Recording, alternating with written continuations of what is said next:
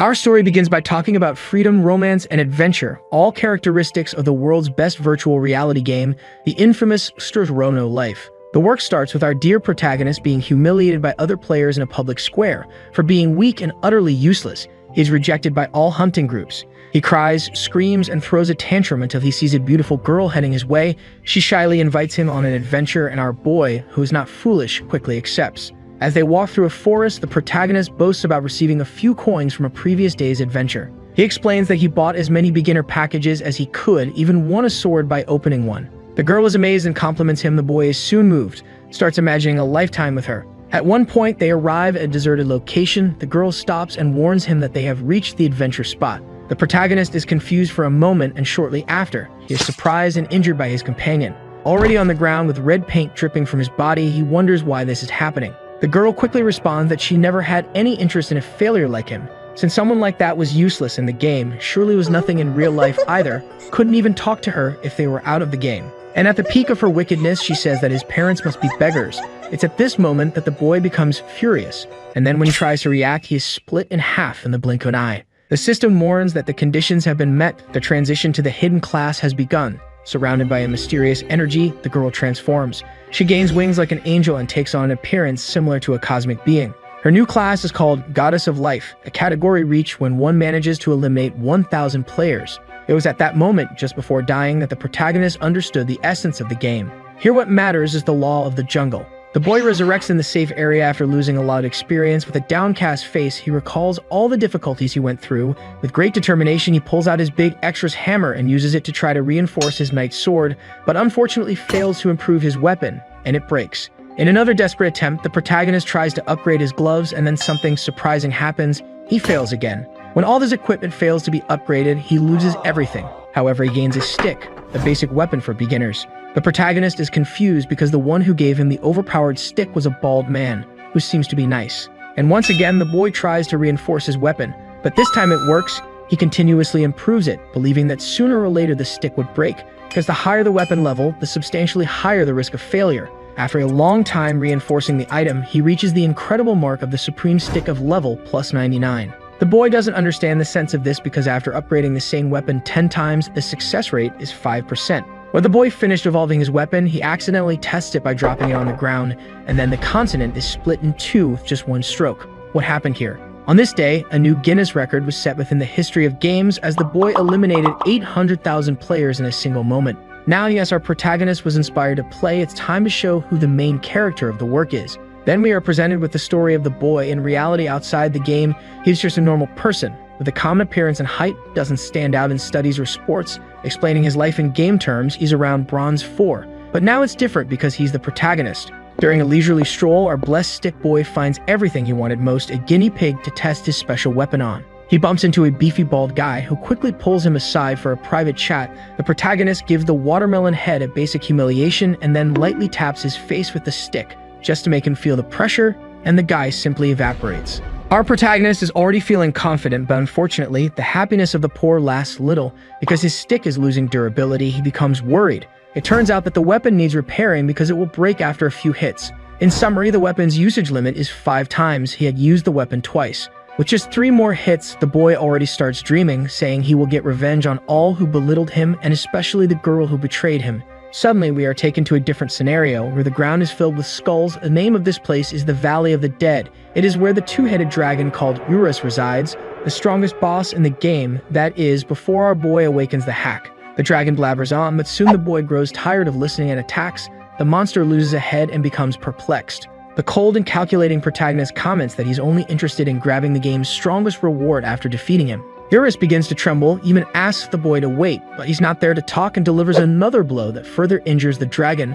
Then our boy starts complaining about the weapon's resistance, especially since he only had 1 more attack. After this, the durability of the weapon would run out and the legendary stick would unfortunately break. Hearing this, Urus proposes a contract. The dragon's proposal is to transform the protagonist's stick into an ego sword. Basically, he will infuse his own soul into the weapon, which will give our boy's sword its own ego and evolve it into an ego sword. This results in infinite durability of the weapon and short, more hack. The dragon also says that the ego sword is the strongest in Chrono Life. The protagonist starts to find it amusing, says he had already given up on revenge. But it seems like the heavens want this revenge to happen. Very well, he accepts the contract happily. A magic circle forms and Eurus' body disappears. Some system messages appear notifying that the level 99 plus stick is now an ego-ranked weapon and has infinite durability. Once again, our boy reaffirms that he will have his revenge. Back in the central square of Chrono Life, we see there's an SSS rank reward for the head of the protagonist with the strongest stick in that world. They say he killed over 800,000 people in a single day,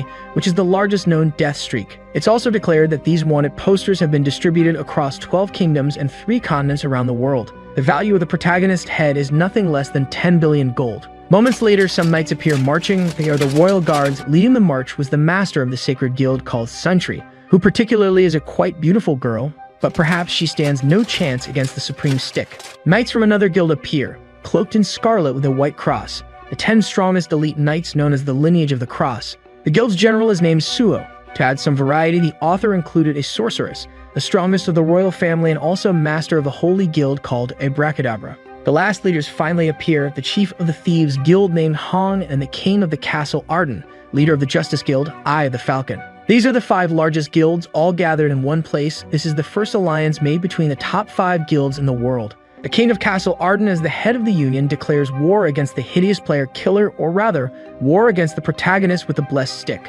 The story continues with the boy having a fit of laughter. Increasing the durability of his equipment has given him greater self-esteem.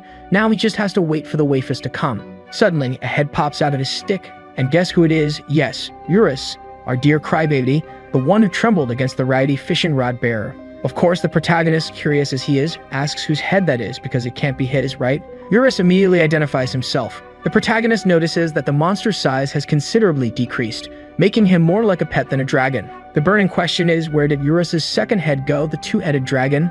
Well, not even he knows. Suddenly, a pamphlet falls in front of the protagonist, who picks it up and finds his face printed on it. The dwarf dragon quickly gets excited, saying he's wanted for eliminating 800,000 players at once.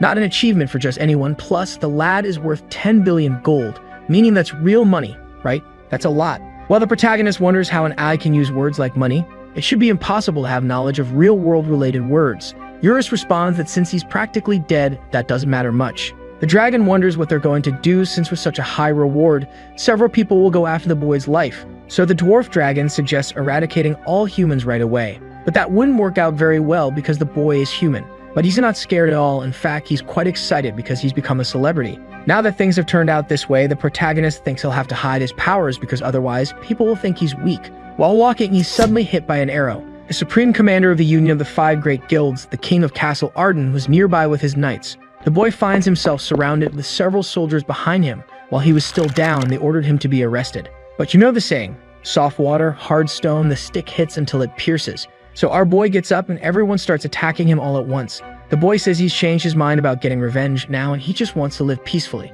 But before that, of course, he has to annihilate everyone there. In just an instant, the capital of the first kingdom is completely destroyed. Then the boy heads towards the king of Castle Arden. Meanwhile, the castle king calls all the members of the Union. A massive teleportation occurs, summoning all the protagonist's enemies to fight against him. They all try to attack it once again, but after a few blows, the enemy's advantage decreases considerably. Even Eurus, the great boss of that game, is impressed by such power. He admits that no matter how strong the boss is, you can't deal with thousands of people at the same time, and the Union Guild shouldn't be a weak opponent. A group of rankings scattered all over the world together to defeat a common enemy. Perhaps Eurus wouldn't be able to deal with it even if he mobilized his entire army. But in fact, the dwarf dragon misinterpreted everything. The protagonist wasn't trapped with the Union, they were the ones trapped with the protagonist. Then the strongest sorceress in the royal family decides to act. She cast a magical enchantment called Ancient Magical Disintegration of Destruction. As a giant attack descends from the sky, our boy can only praise the beautiful name of this magic. He thinks his blows should also have a name.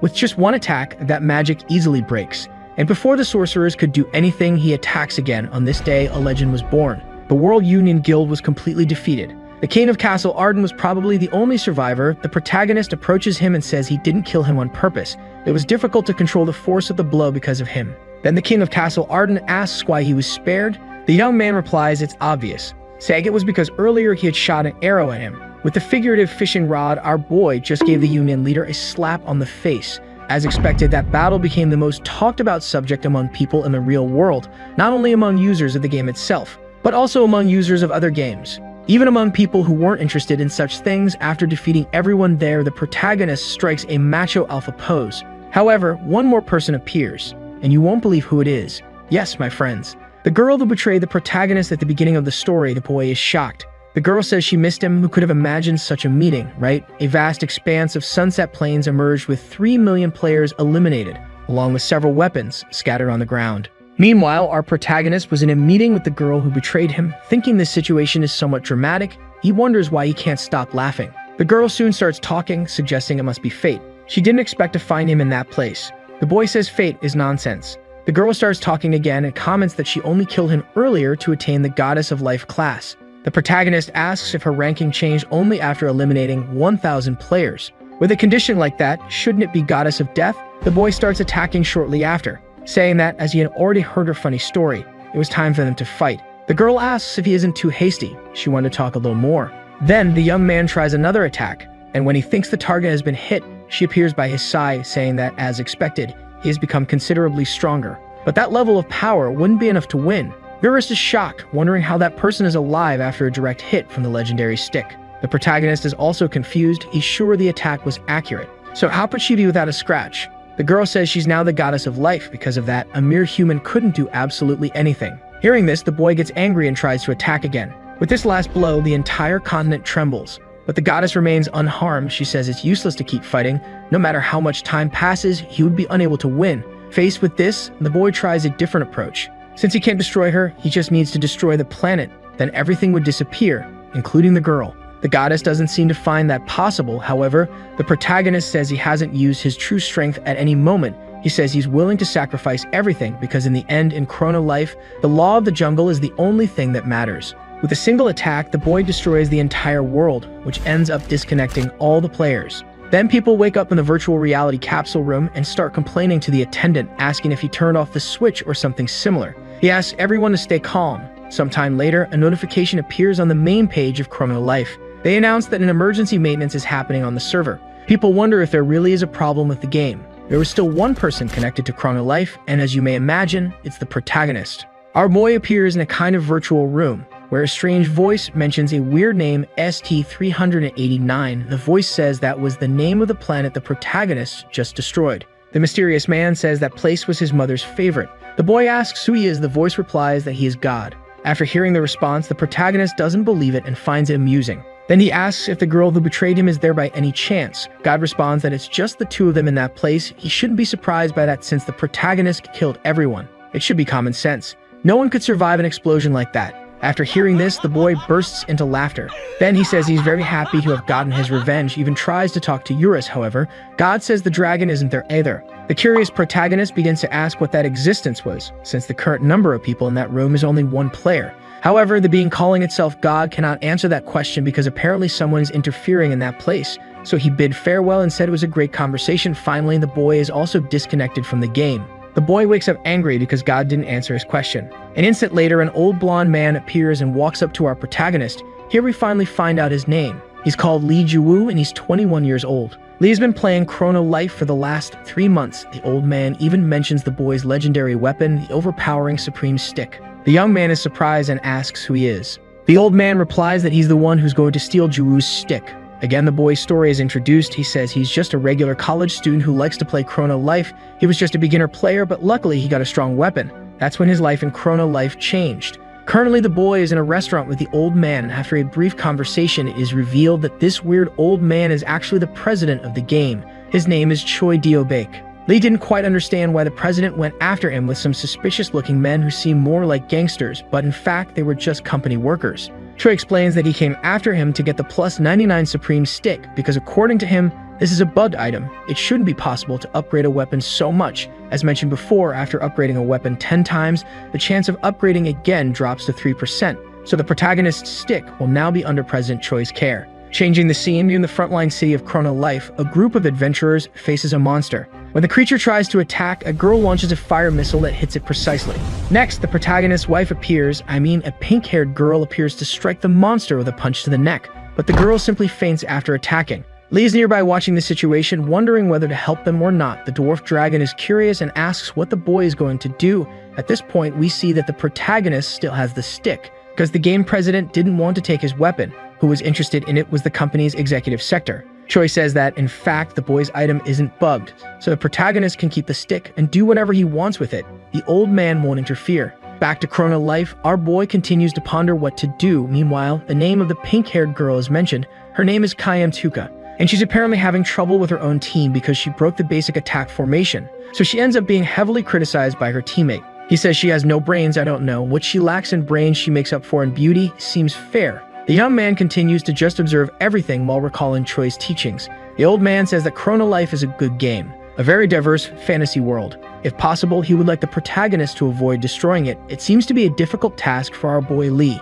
Returning to the game, the girl continues to be humiliated by her teammate, and she is abandoned by the team. The boy, seeing that situation, says that adventure or even romance don't exist in this game. All that prevails here is the law of the jungle, so the protagonist will enjoy the game but his way, so he unleashes a giant attack towards the group that just abandoned the girl. But suddenly, the young man's attention is redirected to the girl. That's because she starts screaming, saying that the game is really bad and that her old group mates don't have an eye for things, especially since they can't recognize how good her equipment is. Our boy Lee, seeing this whole situation, starts to remember his past when he was humiliated. Kaina continues to scream, saying she won't join any hunting group, and from that day on, she would hunt alone. However, a wave of monsters appears in front of her. The girl was stunned. All she could do was close her eyes. There are several of them. All seem to be very hungry. Then they charge at her. When she thinks all is lost, a mysterious man, dressed in a cloak, only in his underwear and with a stick in hand, appears in front of her. With one attack, our hero, underwear with the blessed stick, simply finishes off all the enemies. The girl, who is trembling with fear, decides to open her eyes. What does she see? Looking at the sky, the spacing of the clouds caused by the protagonist's attack is evident. So our boy begins to have philosophical thoughts about solidarity and pity, imagining that maybe he didn't help her for those reasons. Probably he did it because he thought it would be fun. Anyway, the result was a bit complicated and chaotic. This is just the beginning of this story. The girl seems all melted for the protagonist. Yeah, my friends, could my prediction be correct? And this is the future Mrs. Stick. Leader isn't dumb. He doesn't waste time. Soon he asks if the girl doesn't want to form a group with him. It seems that the true story of the protagonist begins here. However, the girl refuses. And even tells him to go to that place. She says she doesn't hunt with noobs. Well, it seems like this is a terrible start. Then we change scenes, this time to real life where people were discussing the events of Chrono Life. Remember the feats of the protagonist? So it was the first murder of 800,000 people, followed by a murder of 3 million people. No one knew the identity of who did that. Some call him the battle god, others say he's just a hacker with a bugged item, which is a pretty reasonable opinion. People say it's not a number that can be defeated with attributes and control. Many even want the protagonist to be expelled from the game. So people were eagerly awaiting Chrono Life's response, until the company spoke up, but it wasn't the announcement people wanted. In the message, it said that our protagonist is just a regular user, and that he wouldn't be punished for anything. After all, he didn't break any game rules. So that's how part of Lee's problem ended. However, people were still discussing the Chrono Life server crash. They say the service only crashed because someone killed thousands of people at once. They all recognize our boy for this. Changing scenes once again, the boy appears walking behind Kayan, the pink-haired girl, who angrily questions why he's following her. Lee replies that they should form a hunting group, but she said she doesn't agree with that. The girl doesn't want to create a group with someone like him, especially since it would be very indecent, since the boy walks around only in his underwear, and on top of that, with his wood out. The boy says she should be grateful because he saved her after all. Eurus mentions that he witnessed what happened, and that her eyes were closed when he defeated everyone with one blow. So the protagonist wonders if she doesn't know how strong the power of the Supreme Stick is. With that, a brilliant idea comes to his mind. Our boy intends to hide his own power, so he runs after the girl, asking them to form a team because he's new to the game, starts begging and even calls her master. The girl is amazed by this, especially since she was recently humiliated, and now they're calling her master. It seems like her confidence has risen significantly. Our boy is excited too. Pretending to be weak was what he wanted at first. The girl was so touched that she wasted no time and invited him to form a group, saying she'll only help once. They head to the entrance of a dungeon to defeat some rabbit bears. I wouldn't sleep with one of those even if it were plush. Master Kayan starts doing some flips and some fancy attacks. She seems quite strong, but is she worthy of the briefs? After defeating some rabbits, she strikes a pose and says the rest can come at them. The protagonist just watches. No matter if the monster's level is low, it'll be dangerous if she gets surrounded by them. Eurus says he doesn't need to worry because his master has excellent gear. The dwarf dragon says her weapon alone costs 10 million gold. The protagonist was impressed because that's equivalent to 10 million won in real life. Eurus continues saying that all her equipment is superb, and that altogether it must be worth 100 million gold. The protagonist wonders why she has such equipment when her level is low. Eurus replies that it's obvious Kyan definitely bought that equipment using some real-life monetary resource. The boy is shocked by this. It doesn't make sense to spend so much money on a game like that. The girl then approaches the protagonist, asking why he's standing still while she's doing everything alone. Indignant, she tells her underwear-clad pupil to beat the monsters. As the master speaks, a rabbit bear appears behind her to grab a bite, but unlucky for him, Super Briefs guy was nearby. The girl quickly turns around and asks why he's swinging at nothing. The young man puts his convictions to the test since it's very difficult to hide so much power.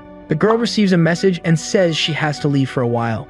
The protagonist is indignant that she's leaving. A moment later, the doubt resurfaces about how the girl has so much money to spend on games. The dwarf dragon theorizes that maybe she was born into a wealthy family. In the real world, we see Kyan waking up after disconnecting, promptly getting up and putting on her glasses. The work focuses on her so we can admire her beauty up close. Kyan begins to remember the moments she spent with the protagonist and smiles. The girl enjoys this moment until someone opens the door. It's a woman who seems quite irritated. She asks if Kyan forgot about work. The girl replies that she already logged out of the game. But the argument continues and the woman says she's addicted to games. Then she asks the girl to hurry up and sit down. The woman asks if she was playing Chrono Life with glasses. She says it's to take the glasses off when using the helmet so as not to leave marks on the nose. And after being reprimanded, the girl argues defensively, saying she gets anxiety attacks if she doesn't wear glasses. The nose mark wouldn't be a problem because her sister is a good makeup artist. It seems that this woman is actually her sister. After this situation, the girl goes to do her makeup. She lets down her hair and prepares to literally put on a show. In the real world, the girl is a K-pop singer. It's said that she's an extremely popular idol. Apparently, her real name is Han Sarang, the best singer and songwriter of the moment, being at the top for 13 consecutive weeks in terms of audience. Only Your Love, Your First Love, her hobby that the public doesn't know about are online games. Changing the scene, we return to the game where the Briefs guy starts practicing a bit to shake off the rust from his bones, or rather to turn the monsters into dust. His goal is to train his strength control to effectively hide his power. Suddenly, we're shown the being calling himself God watching the protagonist's training. He says it's an interesting workout and even mentions his mother. Who could this crazy person's mother be? Han Sarang is 18 years old. She's a high school student and entered the music industry at a very young age. Previously, she was unpopular for a while. However, she stabilized herself as the best singer of the moment. We can see Han in an interview. The interviewer asks how she manages to write such moving poetry like her first song, The Little Mermaid's Story. The girl says it's a product of her imagination since she likes to read poetry and fairy tales. Based on this, the interviewer asks if that's what inspired the name of her first song. Han is embarrassed, saying it's a pretty childish hobby. That was enough to make the entire audience blush. Even the interviewer couldn't resist. We find out through her sister that Han's inspiration is actually her hobby of playing video games and not reading poetry or fairy tales. This is the truth that the public doesn't know. Continuing with the interview, it is said that Kyan is an actress and played the role of a rude girl. The girl quickly affirms that this role does not reflect her personality. She says she has never cursed even once since she was born. But the Kukwina knows very well that this is not quite true. Then we are taken back to the game where Han and the boy meet. They greet each other very friendly. After being kicked and punched, the protagonist is advised by the dragon to get rid of the girl for being a rude person. The boy doesn't react to insults or punches. He wanted to continue pretending to be weak, so he ends up obeying all the orders of his new master. After being completely humiliated, Kukwina realizes that his goal has been achieved. He is officially a failure again. The girl asks if her student has been training a lot while she was away, and the boy replies that the training required a lot of patience. Controlling the force is not easy at all. At this moment, it becomes clear that it will be a very long journey. Kyan remembers that she doesn't even know the boy's name. He even tries to answer, but why know his name if she can simply call him Kukwina? The two remain chatting in a relaxed way, to the point of not noticing that there are people following them. Apparently, the pursuers are after Kyan to take revenge. A member of the group asks what they will do now that they have located the girl. The leader orders to call all the guild members to the dungeon. Probably what they want is to set up an ambush. The protagonist and his master meet a wild rabbit bear. But this time, Kyan tells our boy Lee to take care of the situation. Trembling with fear and with a face of pure enthusiasm, he approaches the obstacle, draws his legendary stick, and delivers a single touch to the monster's fur. The fellow rabbit bear just grazed the tip of the stick, but the pressure was so great that it started spitting strawberry juice from its mouth. The boy is happy to have been able to control a little of the force. The master feels proud of him for defeating the rabbit in a single blow. But this happiness doesn't last long because an enemy surprise attack appears. The protagonist girl pulls him back and deflects the sword that was coming towards them. Look at the flexibility of the girl. The attack rebounds on the one who launched it and injures the enemy a bit. With a smile on his face, he announces his arrival to give his greetings. The girl asks who that man is, and suddenly the whole gang appears. It is revealed that this man is a guild leader of Hallis and Mr. Kim. The girl is surprised. The old man orders his accomplices to attack. Kyan tells our protagonist to leave because it's dangerous. She assumes a battle position and already knocks the first one down with a kick. Using his head as a trampoline, the girl jumps and activates what seems to be a special ability, Dragon Kick. The protagonist is always a faithful spectator, wondering why all this is happening. Meanwhile, our master defeats some extras, but they were just a distraction. A short-haired elf joins the battlefield and activates a theft ability that takes some equipment from our master. The boy is impressed by this. Eurus says that the power to steal equipment belongs to the thief class, but it shouldn't be so strong. The boy Lee becomes unconcerned for a moment until he remembers that if the elf has the ability to steal, she could take his staff. So the boy starts running in fear. Who would have thought, right? The enemies spot the protagonist running. The old man seems uninterested. For him, it's evident that it's just a poor beginner, but the elf is somewhat sadistic. She claims that stealing from those who have nothing is more enjoyable. Thus, the chase begins for the boy. She simply couldn't contain herself, desiring to take our boy Lee's legendary staff. The little guy panics, facing danger. He tries to react by attacking before being robbed. But it was too late because his wood was already in the hands of the elf. Now that she had lost the staff, it was time to lose the cape too. The only thing she didn't intend to steal was the underwear, our protagonist's trademark. Everything else she's going to grab. Her party ends when Eurus awakens. It only took a moment to release the staff from the little guy's underpants. The dragon doesn't accept anyone but the boy wielding it. That's exclusivity. After all this time, we finally see a trace of humanity from Boy Lee. After hearing Eurus, he pets his head. The dragon gets all embarrassed. What a beautiful friendship. Meanwhile, the elf arrives on the ground, trembling with fear. She simply can't understand the indescribable situation she just went through. A ghost? No, it was too real to be that. Kim starts questioning the mercenary. After all, the mission should be completed. The thief composes herself and says she hasn't forgotten their deal. Our mistress enters the scene again. The girl tries to land a surprise blow but fails. Kyan demands her equipment back. Unfortunately, she was after the wrong target, since Kim was the one with her gloves. Seeing this, the girl explodes in rage. She threatens to kill everyone there until Lee intervenes using his secret technique, hit without killing, to knock down his mistress. The elf is confused why he attacked her ally. Little does she know that, in fact, the protagonist only knocked out his mistress, to be able to hack everyone there for dinner. Then he starts revealing his true power. First, he takes out the extras next to the elf, then goes straight for the main course. Filled with anger, the boy approaches her in the blink of an eye. Attacking with his skill hit without killing, he quickly takes her down. The boy says he didn't like being afraid because of her. That said, he starts hitting her again. What's this? The protagonist doesn't even spare the women. He must believe in gender equality. Changing the scene, we see a very interesting scene of the protagonist's future wife lying on the grass, unconscious, which unfortunately doesn't last long. The boy asks if she's awake yet. The girl can only bombard the protagonist with questions, asking about the enemy's situation. Our boy doesn't like to boast, so he said they left. The girl starts asking how she passed out, and he simply decides to return the fists that were stolen, avoiding the question. Instead, the little guy starts questioning the mistress about the Hallison Guild. His goal was to find out as much as possible about them. Cannon seems angry for a moment, but then she blushes and gives a smile as if she's satisfied. I don't know, I believe the marriage will happen before the end of the year.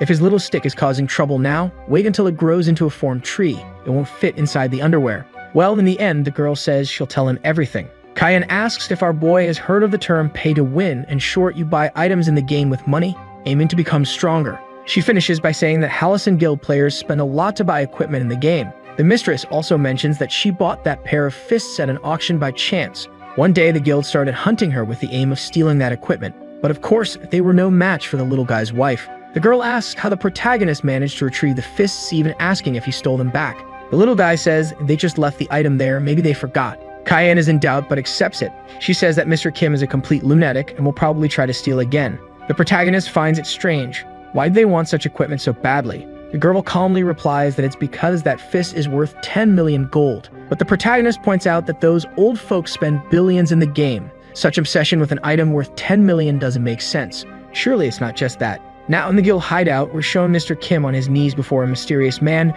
begging for another chance to complete the mission. The man says he's useless, and there's no time to waste. It's better to pass this mission to the 4 celestial kings. Then 3 more men enter the room. They discuss Kim's failure. The king with an elfish appearance even says he should have been expelled. Another man wearing a blue cloak says that hiring any mercenary for such a mission was a terrible strategy. Then the king with fox ears speaks up. He informs that he'll be in charge of retrieving the mistress's fist within the next 12 hours. Finally, we're introduced to the king of mules, who seems to be at the top of this hierarchy. The leader orders them to show what they're capable of. A moment later, they notice a boy standing in the middle of the room. Everyone stares at him for a moment. The boy says that everything they said is nonsense. The king asks who the boy is. The little guy just wanted to resolve it quickly. If those kings kept going after his mistress, it would be more difficult to hide the powers of the superior staff. The king then orders to eliminate the boy. All the other unknown kings comply with the order and advance on the protagonist, but as usual, one attack is enough to take down the elf and the one in the blue cloak. When the king with fox ears tries to attack, he's quickly brought down too. Outside the house, we see a girl walking while singing, and this is the girl who betrayed the protagonist at the beginning of the story. Is she immortal by any chance? As beautiful as she may be on the outside, she's ugly on the inside. Not that it's much of a problem, I mean it's better not to get involved with people like that. Continuing the fight, the king orders all guild members to attack at once. The protagonist calmly says that if they want to win, they'll need at least 3 million people. Our boy easily defeats all the enemies there. The king is impressed by this. Kim warns the mule leader that he needs to escape, or he'll be the next target. But the supposed king didn't seem very happy with it all. He simply can't understand all the members had good items and yet they were defeated. Even the 5 major guilds couldn't underestimate them. That's when the mule king starts using his brain. Could this boy possibly be the legend himself, the little guy with the staff? Now, a bit of the enemy boss's history. His real name is Mr. Wang. He started playing games as a child, and they weren't as sophisticated as they are today. It was also harder to level up. Still, Wang really enjoyed playing, so much so that he became addicted to it. As he got older and had more responsibilities, he stopped playing.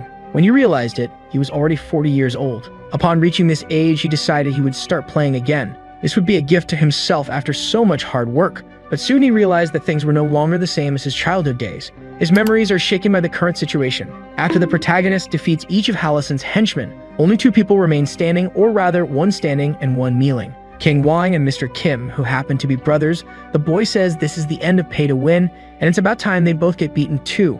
Returning to Wang's memories, he says games have changed a lot. Before, it took some effort to get strong, but nowadays all you had to do was spend money in a game to get as strong as you wanted. So one day he meets Chrono Life, the most acclaimed by critics. Wang hopes to find a game that makes him feel like when he was a child. Again, we return to the present.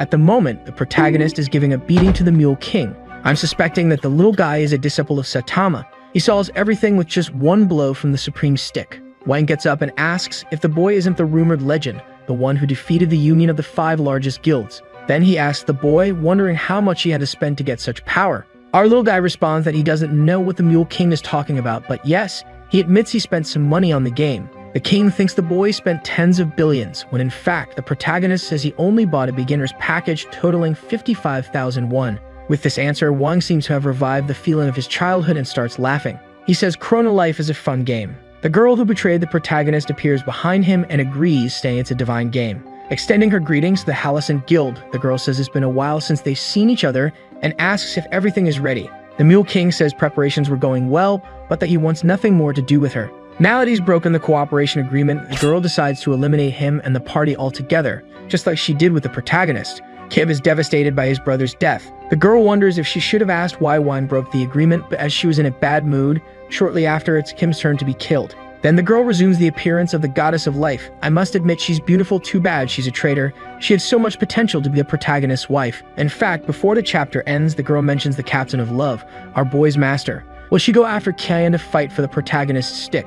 Following the boy, a system message appears along with a counter. The experience for defeating the entire Hallison Guild is being calculated. Then a notification congratulates the protagonist for reaching level 999. He was fighting all this time without knowing his own level, which resulted in an absurd amount of attribute points. It's my friends, if the legendary stick was already unbalanced, now the protagonist is going to awaken the hacker instinct. Out of nowhere, a random boy appears in an interview. He says it would take decades to reach the game's maximum level even if he played all day for years. The system congratulates the protagonist. The boy is speechless. Eurus begins to speak, saying he's proud of our boy, who begins to remember all his adventures. After eliminating millions of players and destroying the planet, the result finally appears. Becoming the first person in the world to reach the highest level of the game, suddenly the boy is abducted, and then the scene cuts to our master, who is admiring the landscape, angrily imagining where the little guy got himself into. The boy asked her to wait until he returned, but a long time had passed.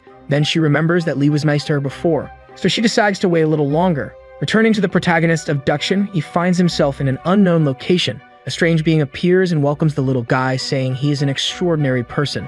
That being introduces himself as the guide of transcendence. The little blue one continues, saying he respects the boy for reaching the highest level of the game as a novice class. Eurus doesn't believe it. The protagonist explains that he never changed classes, but since the conditions were met, the boy's class change begins. The wand's soul enters the boy's body. Now he belongs to the secret class Novice Master. The class privilege triples the protagonist's attribute points. The dwarf dragon begins to explain how ridiculous that is, although the little underwear guy doesn't seem very impressed. He starts allocating all the points to just one stat. The dragon thinks it's a waste, but the young man says it's not a problem. After that, Eurus is sure the boy is crazy. At the Chrono Life company, a man informs Choi that a user has completed the game, so they walk to a room where they watch the progress of the boy with the legendary staff. The old man asks, why is he there? The employee informs that the problem isn't the boy's level, but the allocation of points into a single stat. Curious, Choi asks which stat he's leveling up, and when answered, he starts laughing. That boy is really enjoying the game. The company employee comments on how useless that stat was. Choi emphasizes that the company can't get involved in the player's choices and heads towards the exit of the room, saying he can't believe what the protagonist has done, and even adds that the worst and strongest character has just been created. Returning to the little underwear guy having to choose among some divine weapons that the guide wields, the protagonist says they're all cool, but he's already decided he wants all the weapons. The Smurf refuses. At this point, the boy asks if the guide will hand them over now or only after taking a beating. Everyone watching is impressed by the boy's madness. The class guy doesn't like that at all and launches an attack on the protagonist, who draws his legendary staff. It seems the blue baldy wants to take a beating. And when they were about to start exchanging blows, the result is, hold on, folks, a quick pause. Place your bets, who will win? The little underwear guy with the supreme staff or the blue baldy? Now that you've bet, let's continue the fight. The guide attacks our protagonist with an axe and hits him hard. But when he thinks he's won, the boy reappears saying the attack hurt quite a bit, maybe because it was from a god. Here we discover which stat the protagonist leveled up like an idiot. He invested all the points in physical health. This attribute makes him immune to some things, positively affecting his recovery. The reason it seems like a bad stat is that if you invest everything in a single attribute, he will be weak, unable to carry any equipment other than the staff, but the boy asserts that he only needs that. Then, as if that weren't enough, the little underwear guy awakens a hidden ability, Healing Factor. All damage the boy receives will be converted into healing. It gives him immunity to poisons, diseases, and paralysis. The protagonist seems very happy with this new ability. The Smurf decides to react and fires a laser beam at the young man, which hits precisely. Eurus becomes very worried, but the protagonist bursts into laughter. The boy begins to regenerate. As he recomposes himself, he receives some more attacks, but he doesn't seem worried at all. Now that the little underwear guy has finished playing, he orders the guide to hand over all the weapons. Then we start seeing through the enemy's perspective. The blue baldy warns that the protagonist's greed will one day consume him. That said, those were his last words. Also because the boy doesn't care about any of it. With just one strike from the Supreme Staff, the Transcendental Guide simply ceases to exist, and that entire place starts to disintegrate, forcing our boy to return to the world of Chrono Life. But with a twist, all the Transcendental weapons are with him now. They will always answer the little underwear guy's call, which makes him quite happy. Unlike his mistress, who is extremely irritated. She says that after waiting for so long, she won't let it pass, no matter the boy's excuse. He arrives all excited but receives a punch and several kicks as a welcome. The boy thought he would return soon, but some things delayed him. She's quite disappointed and says she'll log out of the game. The protagonist bids farewell. She gives an angry look, but soon calms down. The girl informs the protagonist that the next day at 7 p.m., she'll finish work and enter the game. With a cute face, she warns him not to be late again. After this situation, even the dwarf dragon caught the dating vibe. The boy also decides to leave the game because it's past midnight. Our boy wakes up in the real world feeling tired. On his way home, Lee passes by a restaurant, and as he was hungry, he considers going there, but he realizes he's broke. Tired of being poor, the boy thinks of something to make some extra income, maybe taking more shifts at his job, until a good idea pops into his head. Remembering that his master bought some expensive equipment with real money, he realizes he can sell in-game items. So the protagonist starts running with great enthusiasm. The world's #1 game, Chrono Life. All players recognize that there's a forbidden place in the game, the intersection between life and death, the Tomb of Mortals. It's the only adventure that no player has been able to complete. For an unknown reason, the place where Chrono Life's strongest boss resides was hidden, the Valley of the Dead. After this introduction, we see that the protagonist is at Eurus' house. Lee, with a mercenary look, says he's under the care of the dwarf dragon. The boy became so obsessed with revenge that he forgot to pick up items from the Valley of Death. Then several monsters begin to appear. The boy says that from that moment on was the end of his miserable life because he was going to get rich in an instant. The story goes on showing some monsters from the valley, Turbid of Despair, Lapis of the Abyss, and finally Trizon of the Dawn.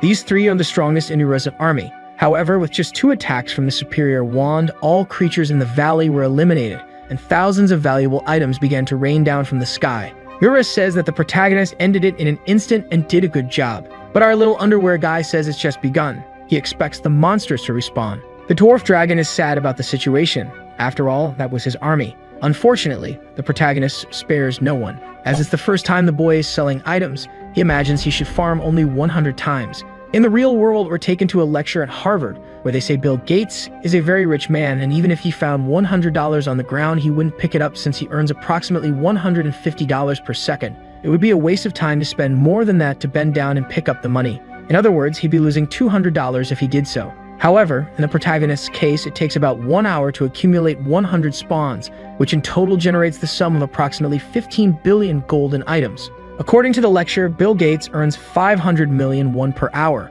The protagonist has exceeded the income rate of the richest man in the world. Back in the real world, we see the boy leaving the Gucci store. We also see him in a Lamborghini, people looking impressed, including lots of girls. It seems the boy has not only beaten the game, but also real life. For fun, he deliberately crashes into a truck just to switch cars. After that, there's a change of scenery. The old Choi is receiving a report from an employee. The employee says that recently items worth approximately 15 billion won have been released on the market, and because of this, the game's progression has increased by approximately 2 years. The employee wonders if he should flee. Choi says he can hear his thoughts, then he questions if there's any way to block transactions so that items aren't sold. But unfortunately, this is impossible. Faced with this, the president calls the protagonist. The boy says he's busy spending money, flaunting so much that he even asks the old man if he'd love a gift. The president isn't very happy about it and starts cursing the boy, who simply hangs up. Man, this boy is really something, honestly. He didn't have a penny to his name before, now the only concern is how to spend so much money. Soon the protagonist remembers the most important thing, buying a super luxurious house.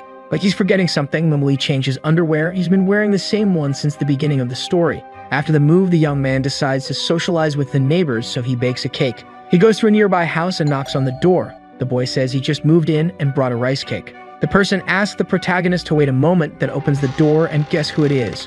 Our dear master, who even appears to be in a school uniform. The two stare at each other for a while. Suddenly, the scene cuts and we're taken back to Chrono life. In the Valley of the Dead, a figure resembling a demon appears. Several monsters try to attack this demon. The figure says they're a bunch of idiots. They can't even recognize their own master. After absorbing all the monsters there, the demon's identity is revealed. He is Eurus's lost head, the sole purpose of eliminating all humans. His name is Uriken. We interchange of scenery. The idol of the music industry, Han Sarang, whose code name is Love in Chrono Life. She meets Lee for the first time in real life. Compared to the game, she's considerably kinder. The girl thanks him and says she'll eat everything. The protagonist doesn't recognize her as the master, but as Han Sarang, the famous singer. Apparently, it must be impossible for them to recognize each other, also because they're quite different in the game and in real life. The girl enters the house and meets her sister. For a moment, Han feels like she's seen her new neighbor before, but she doesn't recognize him. A boy like that is unforgettable. When she sees him, she'll recognize him right away. The sister advises that Han should change because she was still in her school uniform and the filming would start soon.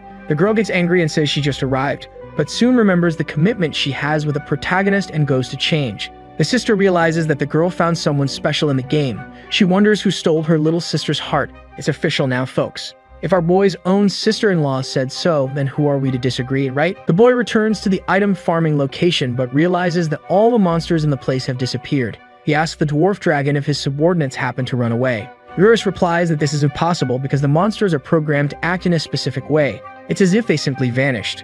The boy says it doesn't matter. He'll just hunt elsewhere. Eurus reminds the little underwear guy that he's supposed to meet the master at 7 p.m. The disappointed protagonist leaves due to the disappearance of the monsters. The dwarf dragon says he can sense a familiar yet threatening spirit in the valley. Suddenly, we see a giant serpent in the snow. Her name is Elrose. Alexandra being against Hurricane. She's fighting against Uriken, who easily defeats her. He then absorbs her. The demon says it's not enough. There's still a long way to go. Suddenly, the goddess of life appears. She's impressed by how far Uriken has come. The girl said it was expected since he eats a lot. Suddenly, she is attacked by the demon. Eurus's second head believes the girl is delicious. Therefore, he tries to absorb her as well, but fails. The girl tells him not to scare her like that. Uriken, confused, asks if it's a hallucination, being sure he hit her. The goddess says it doesn't matter. The scaly one clarifies that he probably couldn't eat her, and adds that they were of a similar nature. The girl points to a village and states that there's plenty of food for him there. The second head of Eurus gets excited and starts laughing, commenting that his only purpose is to destroy humanity. He quickly heads to the city and begins absorbing the population. All the players in the area became food. a place where beginners and veterans worked. New players and even experienced ones were no match for that monster. Back at Chrono Life Company, the employee will report more problems to the president. The employee says the company is receiving several complaints from users. The reason for dissatisfaction is that players' characters were deleted when absorbed by Eureken. It seems that Eurus's second head has become a kind of virus that erases characters. Chrono Life is bombarded with several criticisms because of this. The president, however, doesn't seem to be worried about it at all. In fact, he already knew about the existence of Eureken. Choi even orders to monitor only 2 characters. One is Eureken, and the other is Luna, the famous traitor. Back in the game, we see a chaotic scene. The Scaly One remains standing in the middle of a city in flames. The goddess of life also appears. She didn't imagine that Eurus's second head would eat the entire city. The Scaly One says it's not enough and asks where he could find more food. The girl says the next meal would be the best of all. We are taken to the master, who eagerly awaits the little underwear guy. It seems the boy is late again. He won't live to tell the tale. Noticing someone's presence, she turns around already excited, thinking it was the boy, but who was there was Eureken. We're revealed that the monster had already reached the highest level of the game. Will there finally be an opponent worthy of the protagonist? Back to the city, we follow the former king of Castle Artem. It is said that he had an empire but lost everything, since he was defeated along with the Union by the protagonist. Saying that all the guilds were in his hands, he couldn't simply accept giving up everything. Suddenly, there is an explosion and a huge monster emerges from it. That day, the former king of Castle Artem witnessed hundreds of players being deleted. Wondering what that was, he opens the bulletin board and sees that all the absorbed characters were being deleted. The only person to notice the former king's presence was the goddess, who said nothing. Then she and Eureken move towards their next prey. The failed one from Castle Artem even laughs nervously. The scene changes again. Now we follow the protagonist's wife, who encounters 2 powerful enemies. The goddess of life says it's a pleasure to meet the captain of love whom she had heard of. The master innocently asks if that girl knows the little underwear guy, since the boy is the only person who knows that name.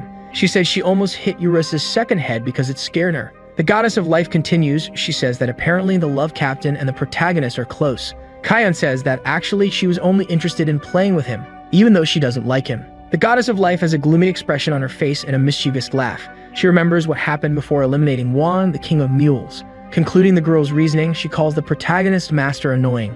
After that, Kayan is attacked by Eureken, while the goddess simply watches. The Scaly One says that meal was delicious. The girl says it's obvious since Kayan's a piece of a god. Eurus's second head asks what that means, but the goddess refuses to say because it's not important. Then she invites him to go after more delicious meals. However, their plan is interrupted because our boy finally arrived. With a serious face, he faces the enemies. The goddess asks how the boy has been. The protagonist tells her to shut up and take her foot off Kayan's clothes. Luna says she stepped on the remnants of his master by mistake. The little underwear guy warns that he's going to start beating up the Scaly One. He attacks with his stick, but unfortunately, it wasn't enough to defeat Eureken, who counterattacks. The protagonist wonders what kind of creature survived after being hit by the stick. The monster asks what there is to be surprised about since he can simply dodge that kind of attack. Then the boy says it's just about attacking with more force. Eurus's second head thinks it's just a bluff, asking if the previous attack wasn't with full force. The protagonist says all the blows they've seen so far were normal attacks. Suddenly, he activates a unique ability of the Novice Master class,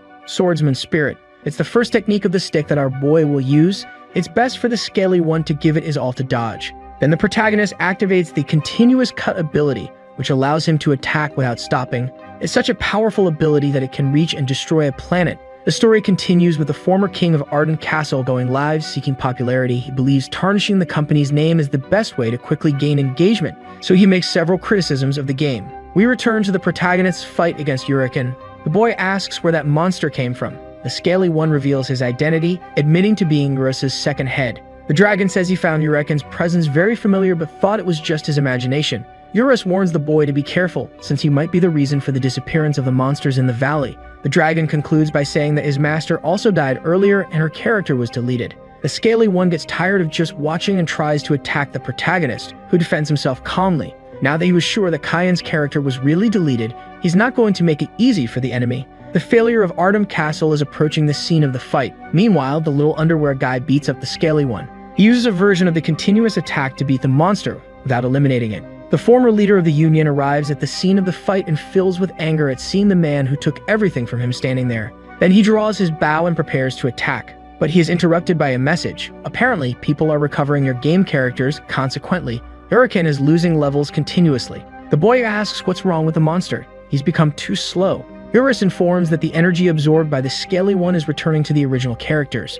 A company employee reported that the player's data was not deleted but had been transferred to Uraken. The protagonist understands that if he defeats the Scaly One, his master will also return. The monster gets extremely irritated and tries to attack the protagonist, but he simply doesn't stand a chance of winning. The viewers of the live recognize that the one fighting is the living legend, a blessed stick underwear guy. Many people are watching the live, including the boy's future wife. Upon seeing the live, she discovers that the boy was never weak and remembers the day they met. The fight unfolds with the Scaly One on his knees. He was once at the highest level of the game. Now he's only at level 180 because he lost all the energy he had absorbed. He was ready to end the fight, but Uraken tries to react. He impales a tentacle into the boy to absorb his energy. A moment of sadness follows, but for a short time, as our little underwear guy's healing ability is activated, he begins to manifest inside Uraken. Very bizarre, can we say the boy was born again? Urus asks if that manifestation is from the protagonist, and he answers yes. The boy comes face to face with a monster that devoured thousands of players. In the end, he ends up absorbing Uraken himself and returning to his original form thanks to the healing factor.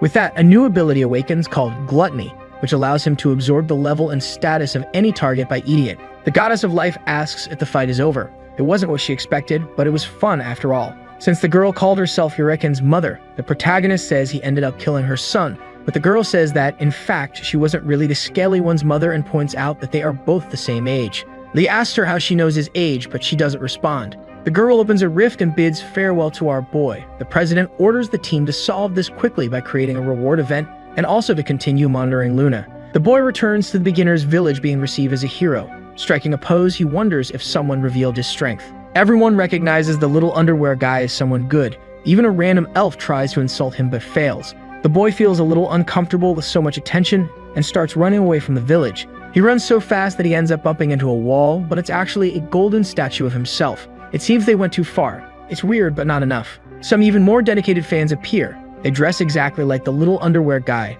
This city is crazier than the protagonist. The King of Mules was promoted to the leader of the fools because he spent a fortune just to honor the little underwear guy. Wang says he was the one who ordered to build that statue. Even the protagonist found this reaction exaggerated, considering it came from the craziest guy in the story, or maybe not. Honestly, it's hard to say. We are taken to the building where Han is withdrawn, thinking about how she didn't realize how strong the boy was even after he recovered her fists. She wonders why the protagonist deceived her. What's the reason behind him pretending to be weak? A sense of terror begins to form. Probably this girl suffered some trauma as a child. We return to the village where Lee walks casually until he meets his master. He says it's good to see a familiar face, but she doesn't seem happy to see him at all. The girl starts to express her emotions, questioning why he lied. The boy says he doesn't know how to lie and denies the accusation. Kyan then asks if he was the boy who brought rice cake for her. The protagonist takes a while to realize, still asking if she was perhaps Han Sarang. The girl confirms it was her. Revealing herself as a Chrono Life player caused several problems. Her sister started making judgments because of it. Han doesn't understand why things came to this. She never had any interest in hiding after all. Is playing video games a sin? It seems she's going through what many of us have gone through. Shaven being a gamer outside the internet, her sister says she's just worried about Han's true personality being exposed.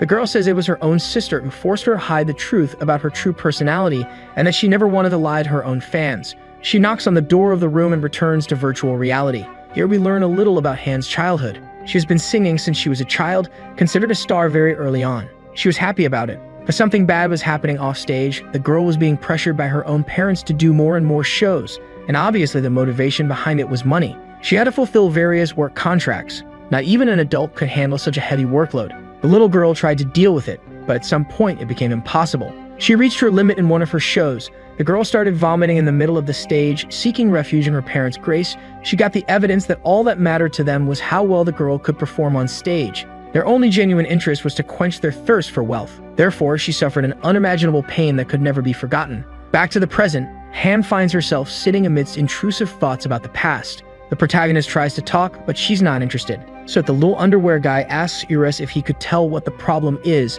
The wise dragon says Han is angry with him for hiding the truth about her power. He doesn't know exactly what to do, but soon apologizes for deceiving her from the start. The girl asks if he thinks things can be resolved so simply. The protagonist tries to give an explanation but is interrupted by a giant bird that kidnaps the girl. A man is sitting beneath the bird. It's worth noting the apparent seam he has on his neck. To challenge the protagonist, this guy must have lost his head. The guy notices that Han has lost consciousness and says that wasn't his intention. Kukwana asks who he is. The guy simply apologizes and says that some people want to meet that girl. Lee quickly loses patience and uses his stick to attack. The Stitched One uses an ability that reflects the protagonist's blow, even injuring him, but he regenerates quickly. The dwarf dragon tells that this is no ordinary human. His name is Habak, the god of water. One more for the protagonist to beat up. The girl remains unconscious in Habak's grasp. The guy says the protagonist is strong but not worthy of having a piece of God.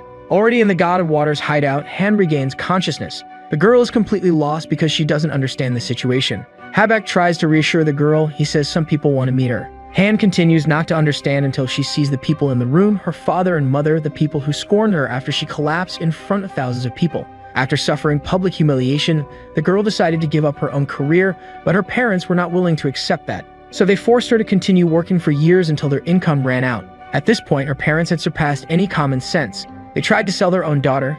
Han was face to face with two monsters, but very different from the type found in games because these were real. The little girl managed to escape and sought help from the police, thus finally freeing herself from the prison she had been in for so long. However, the damage was significant. The girl was mentally broken. After that, she could only stay indoors.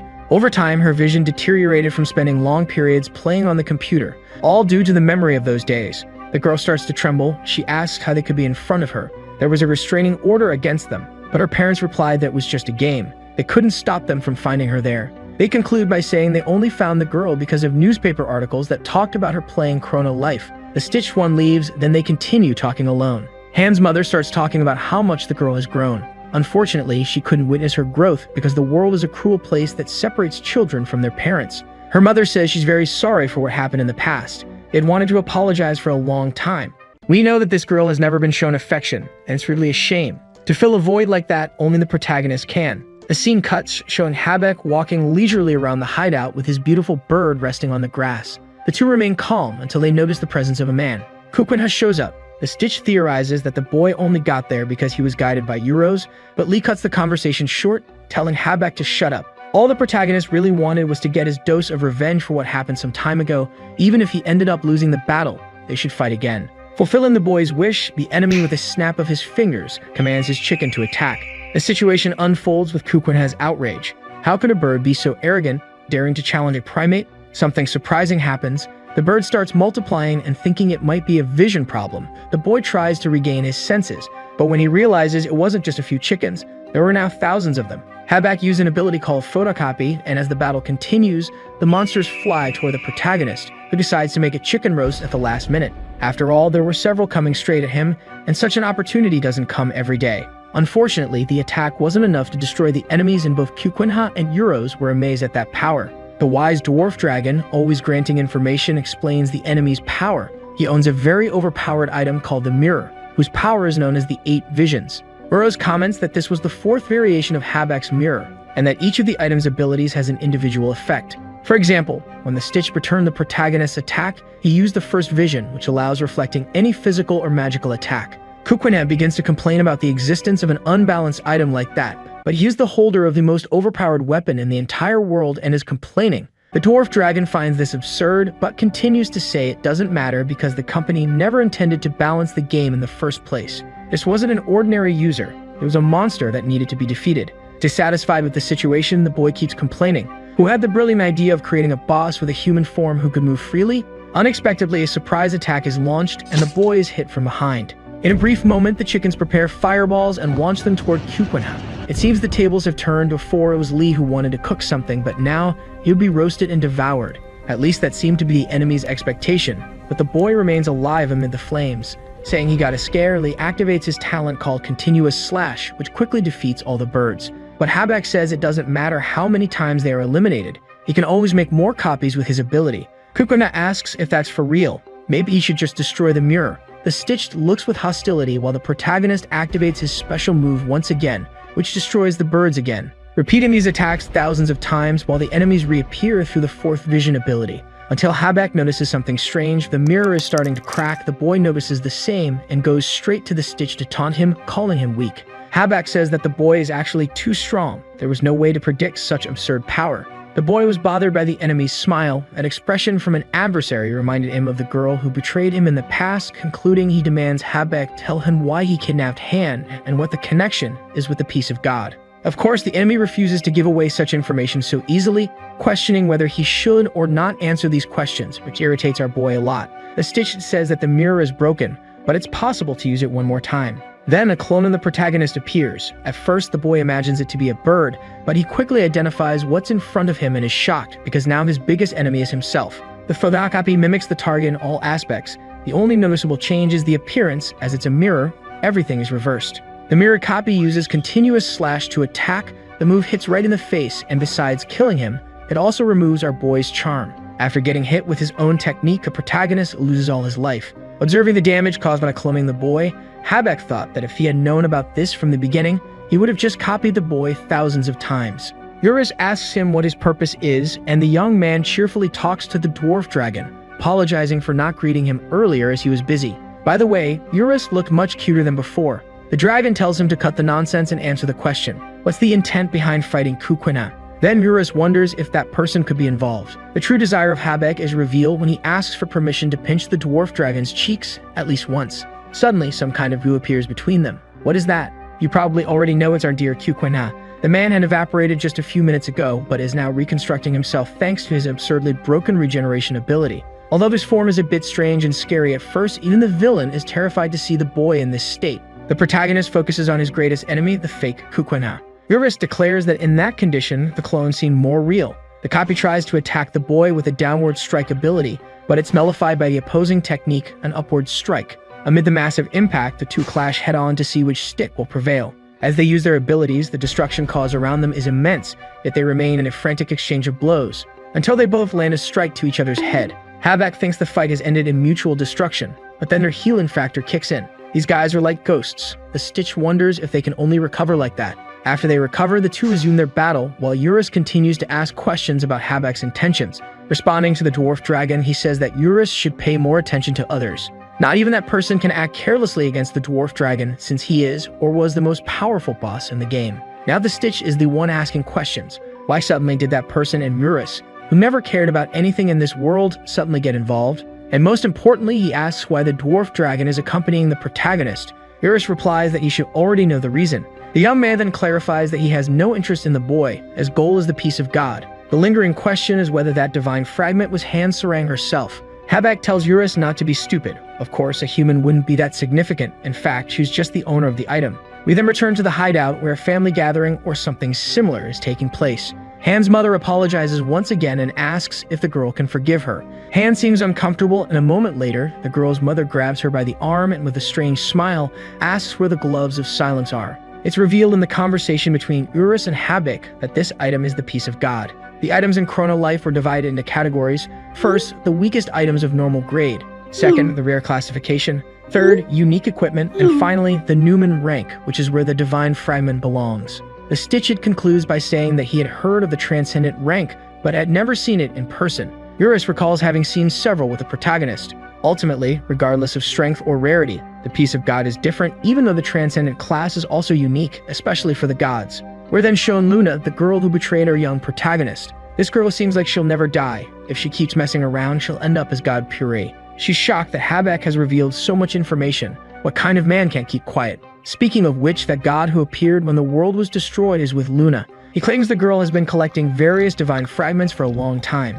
The goddess mentions that, as she suspected, that man knew about it all this time. The blonde man asks if, for some reason, the girl believed Uriken would be able to absorb the peace of God. Answering the question, she admits that she got a bit nervous, as the outcome was a bit different than expected. The scene shifts back to the battle between the fake Kukwinha and the original boy with the blessed stick. In a deadlock, our boy ends up losing and is quickly struck. Eurus becomes agitated about this. Habak states that even though the two have the same status, there's one decisive and fatal difference: the gap between a user and a bot. Unlike the protagonist, the clone doesn't make any mistakes due to fatigue or anything similar. This is how the outcome of this fight will change. The dragon flies over to Lee while Habak simply watches. We see Lee completely beaten, kneeling on the ground with a fatal wound. Eurus rushes over, shouting the boy's name. The healing factor kicks in, and the protagonist surprisingly shows ecstasy. It seems like he's having a lot of fun.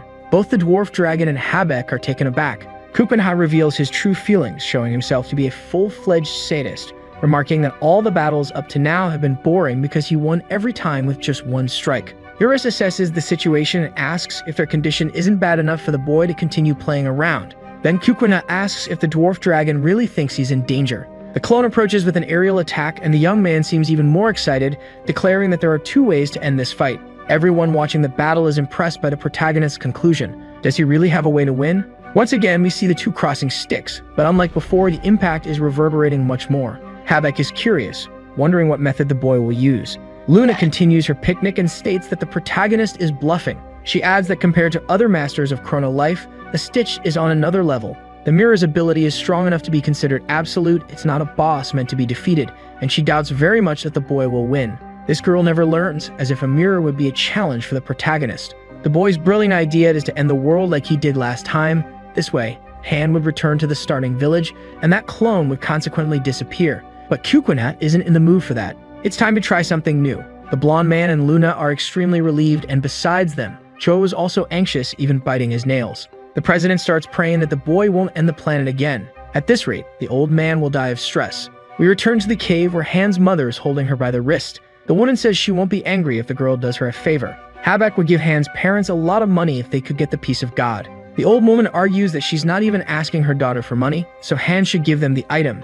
At least that's something she can do for her parents after all. They brought her into the world. But when the girl says she lost the glove of silence, the item they were looking for, her father steps up and glares at her. The man asks if she hid them somewhere. Crying, the girl says no, she really doesn't know where the glove is. The father, upset with her response, slaps Han, calling her ungrateful and asking if it's a waste of time helping her parents. Not enough, he questions if the girl has forgotten who fed her, changed her diapers, and put her to sleep. The man, even angrier, demands to know where his money is. Meanwhile, our boy continues to fight his clone. Suddenly, a magical circle appears and surrounds them. Eurus wonders if this is a new ability of the Novice Master class. The protagonist activates his talent called Gluttony, and a tentacle comes out of his mouth. The boy attaches his tentacle to the fake Kukuna's neck. Habak is relieved to know that using that ability was the boy's plan because the clone also copied that power. With that said, the clone uses the same attack. The Stitch says that his opponent is a mirror, and he should have understood that first. Completely convinced that the boy's strategy had failed, he lowers his guard, only to be attacked by surprise. The boy's real plan was to attack the main body, which is the one who summoned the clone. Habak realizes what happened at the last second, and the protagonist begins to say goodbye, but it's not over yet. The adversary regenerates and cuts the tentacle. Holding the mirror in his hand, he says he didn't think he would be cornered. The scene switches to a conversation between Luna and the blonde man. It's revealed that the piece of God was absorbed by Uriken, but the Stitch doesn't know this because Luna decided to hide it from him. Back at the battle, Habak decides to flee, as in his current condition, continuing the fight would be a huge disadvantage. The protagonist calls him a coward, and he agrees, so he takes the mirror and offers it as a reward for winning the fight. The reason behind this is that maybe the boy will spare his life. But the boy says that if he simply eliminates the boss, he'll earn a few more items. Habak argues that he needs to be alive for the mirror to work, so it's better to let him go. He then says goodbye and simply disappears. A system message appears congratulating Kukuna for becoming the owner of the mirror. But he doesn't really care about that. His primary goal was to rescue his friend. It seems the protagonist has a heart. We return to the cave where Han continues to be assaulted by her father. It would be better if she just followed the orders given to her instead of being a rebellious girl. With the girl lying on the ground, an idea quickly comes to the man's mind, believing that the gloves of silence aren't worth as much as his daughter's wealth. So from now on, they can just take the money from her. Han can't take it anymore. Her mother continues the conversation, explaining that since it's just a game, a protective order wouldn't work, meaning her daughter can't even try to ask for help. The girl starts trembling and her parents just smile, because from now on, their family will be united forever. So as a last-ditch plea, the girl asks for a hero to free her from this suffering. That's when our beloved Kukuna arrives, asking if by any chance the two are crazy, because she would simply stop playing the game. The parents can't handle the boy's intrusion, and when the man opens his mouth to start spewing nonsense, Kukuna decides to shut him up with a slap to the jaw. The protagonist says he's usually polite to older people, but these two are exceptions. Han's father calls the boy rude. Doesn't he know who they are? They're the girl's parents. Kukuna asks what kind of person threatens and steals money from their own child. Lee gets angry at the couple's behavior, especially for bringing real-life matters into that place that makes the game incredibly dull. Han's mother starts to say something, but at this point, she can't even form a coherent sentence. The protagonist asks why Han remains on the ground after so much humiliation, pointing out that in this world, her level is much higher than theirs. Han explains that she can't do anything. They're her parents. The boy despises that reaction. It doesn't make sense to take the game so seriously to the point of not doing anything even after being humiliated like that. But that wasn't enough to make her understand. So the boy says that if she's going to run away like she did in real life, it's better for Han to stop playing. Then the girl gets up, furious. How could someone who doesn't even know her life story tell her how to deal with her problems? Kukwena has no idea what she had to endure. The girl's mother comes closer and slaps her in the face, showing clear disdain for her daughter's suffering, focusing only on herself. It doesn't matter if the family is separated, because they'll always be her parents and Han will always be their daughter. Even if that's true, the weight of those words brought up bad feelings for the girl. The protagonist can't believe the woman's insensitivity, so the girl, who had long been trapped in her fears, decides to face her mother with her own hands, remembering everything that had happened. Her punch wasn't just an act of revenge against her family, but also an act of overcoming. She was her own savior, dealing with her problems alone in the end. The old woman even lost a tooth from the punch. After everything is resolved, we see Han speaking out in the real world. She finally publicly reveals her hobby by admitting she enjoys virtual reality games and introduces herself as a Chrono Life player. Not to mention exposing her true personality, even confessing in an interview that hitting monsters is a stress reliever. When asked about her controversial nature regarding her exaggerated kindness in real life and evident violence in games, she says that her violent side is probably part of her true nature, despite also being able to be a sweet person. Everyone blushes at that response. The girl concludes her thoughts by saying, "Who knows if these things really matter? Whether I am or am not a certain way, is that really important? And if you're looking for reality in a game, why play? After all, the goal is to be a distraction from the world's troubles." After all these statements, the girl became even more popular than before, and now even Kukwena, who watched all this up close, became a fan of Han Sarang. The protagonist enters the game and finds the girl very irritated. He is greeted with kicks because he was late again for an appointment they had. His excuse is that he was delayed because he was watching her interview on TV, but the girl says it was just a recording. Despite all these events, she didn't stop playing Chrono Life. On the contrary, she's been logging in more and more frequently. After greeting each other as usual, Han tells him to follow her and the boy simply agrees because he's scared. She smiles and says she'll forgive him this time, but with one condition: only if Kukwena carries her. Recalling past events on the day they met, it was the protagonist who asked to be carried by Han. But in the present, it seems the situation has changed. The girl says she doesn't know much about the game and humbly asks him to carry her, ultimately calling him master. Due to the large number of players in Chrono Life, there are many guilds, and among them, a few stand out. These are known as the 5 top guilds. However, one group took a completely different path from other organizations. They have an excellent intelligence network surpassing the World Guild, as well as a vast operational power that covers the entire continent. All members are at least of the Row class. The name of this guild is Robin Hood. One man was enough to make this entire organization disappear, being completely wiped out. We follow a man on top of a mountain, observing the chaos below. He was a member of the Robin Hood Guild, and seeing everyone in eternal sleep, he decides to leave the area, but someone appears behind him. The masked man reacts by instinctively slicing the man in half, but it wasn't enough to eliminate the stranger, and the masked man realizes this. In a single moment, the man appears behind him again and stabs him with a sword. The stranger acknowledges that this guild member was different, but still almost at the same level as the others.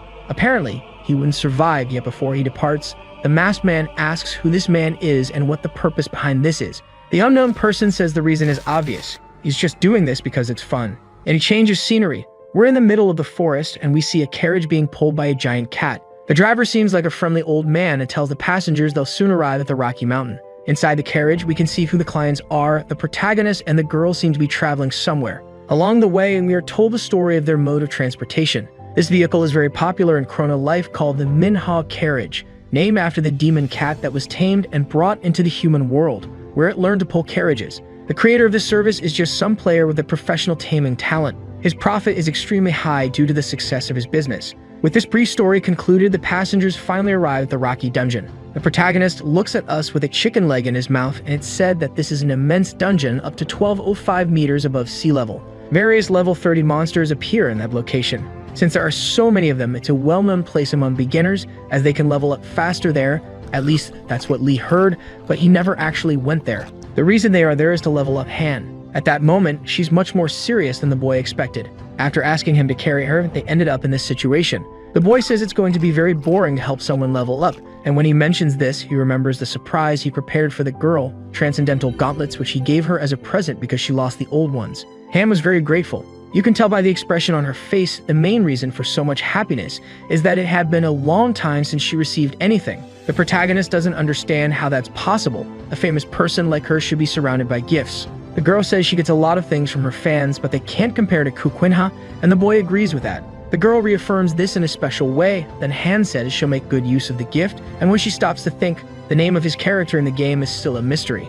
The boy asks if he hasn't introduced his character name before. The girl says she saw the name when she invited him to a party a long time ago, but unfortunately, she forgot. When he tries to say his name, he's suddenly interrupted by the cat, which suddenly gets startled. They impact threw items and food into the air, and not only that, due to the unexpected stop, Han ends up falling on top of Kukwenha. A moment later, the girl realizes she's holding onto a different stick than usual, because this one was the one the protagonist kept in his underwear. Eurus is shocked by the scene. Outside the carriage, a wounded person appears, asking for help. Everyone stared at him for a moment, and then, inside the vehicle, the masked man began telling his story, explaining that he had been attacked by a man with a mysterious class. The only thing he managed to find out was his name, and he was sure of only one thing. This guy isn't just any user, he seems to have the ability to copy items, having manifested a carbon copy of the mask in his possession. That character's name is Passive Kid. Eurus and Han found the nickname strange. The protagonist asked who he was, but the masked man didn't need to answer because Han already knew the man's identity.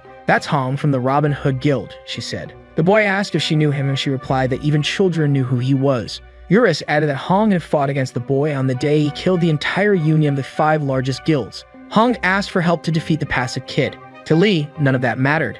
Everyone had their own problems. Why should the protagonist help? Sure, the guild had been wiped out by some random guy, but that wasn't a good enough reason. Hong removed his mask and apologized, saying that since he was asking for help, he should at least introduce himself. The boy remarked that Hong was quite persistent. Then Hong introduced himself as the leader of the Robin Hood Guild. The boy's expression changed immediately. If it were a man, it would be one thing, but since it was a woman, helping her was nothing less than his duty. The guild leader thanked him for his kindness, assuring him that he wouldn't regret this decision, as the problem also involved him in some way. At the Cronin Life building, it was time for the workers to clock out. A staff member complained that he was envious because the team leader could go home. Some decided to work overtime, but the boss asked who had given them permission to stay late. They could go home. It was the leader's job to take care of everything related to the team. The employees asked if he was serious, pointing out that they had already been working overtime since the day before. Maybe he still hadn't reconciled with his wife. The boss promptly told them to shut up. Everyone said their goodbyes and left, leaving only the boss in the building.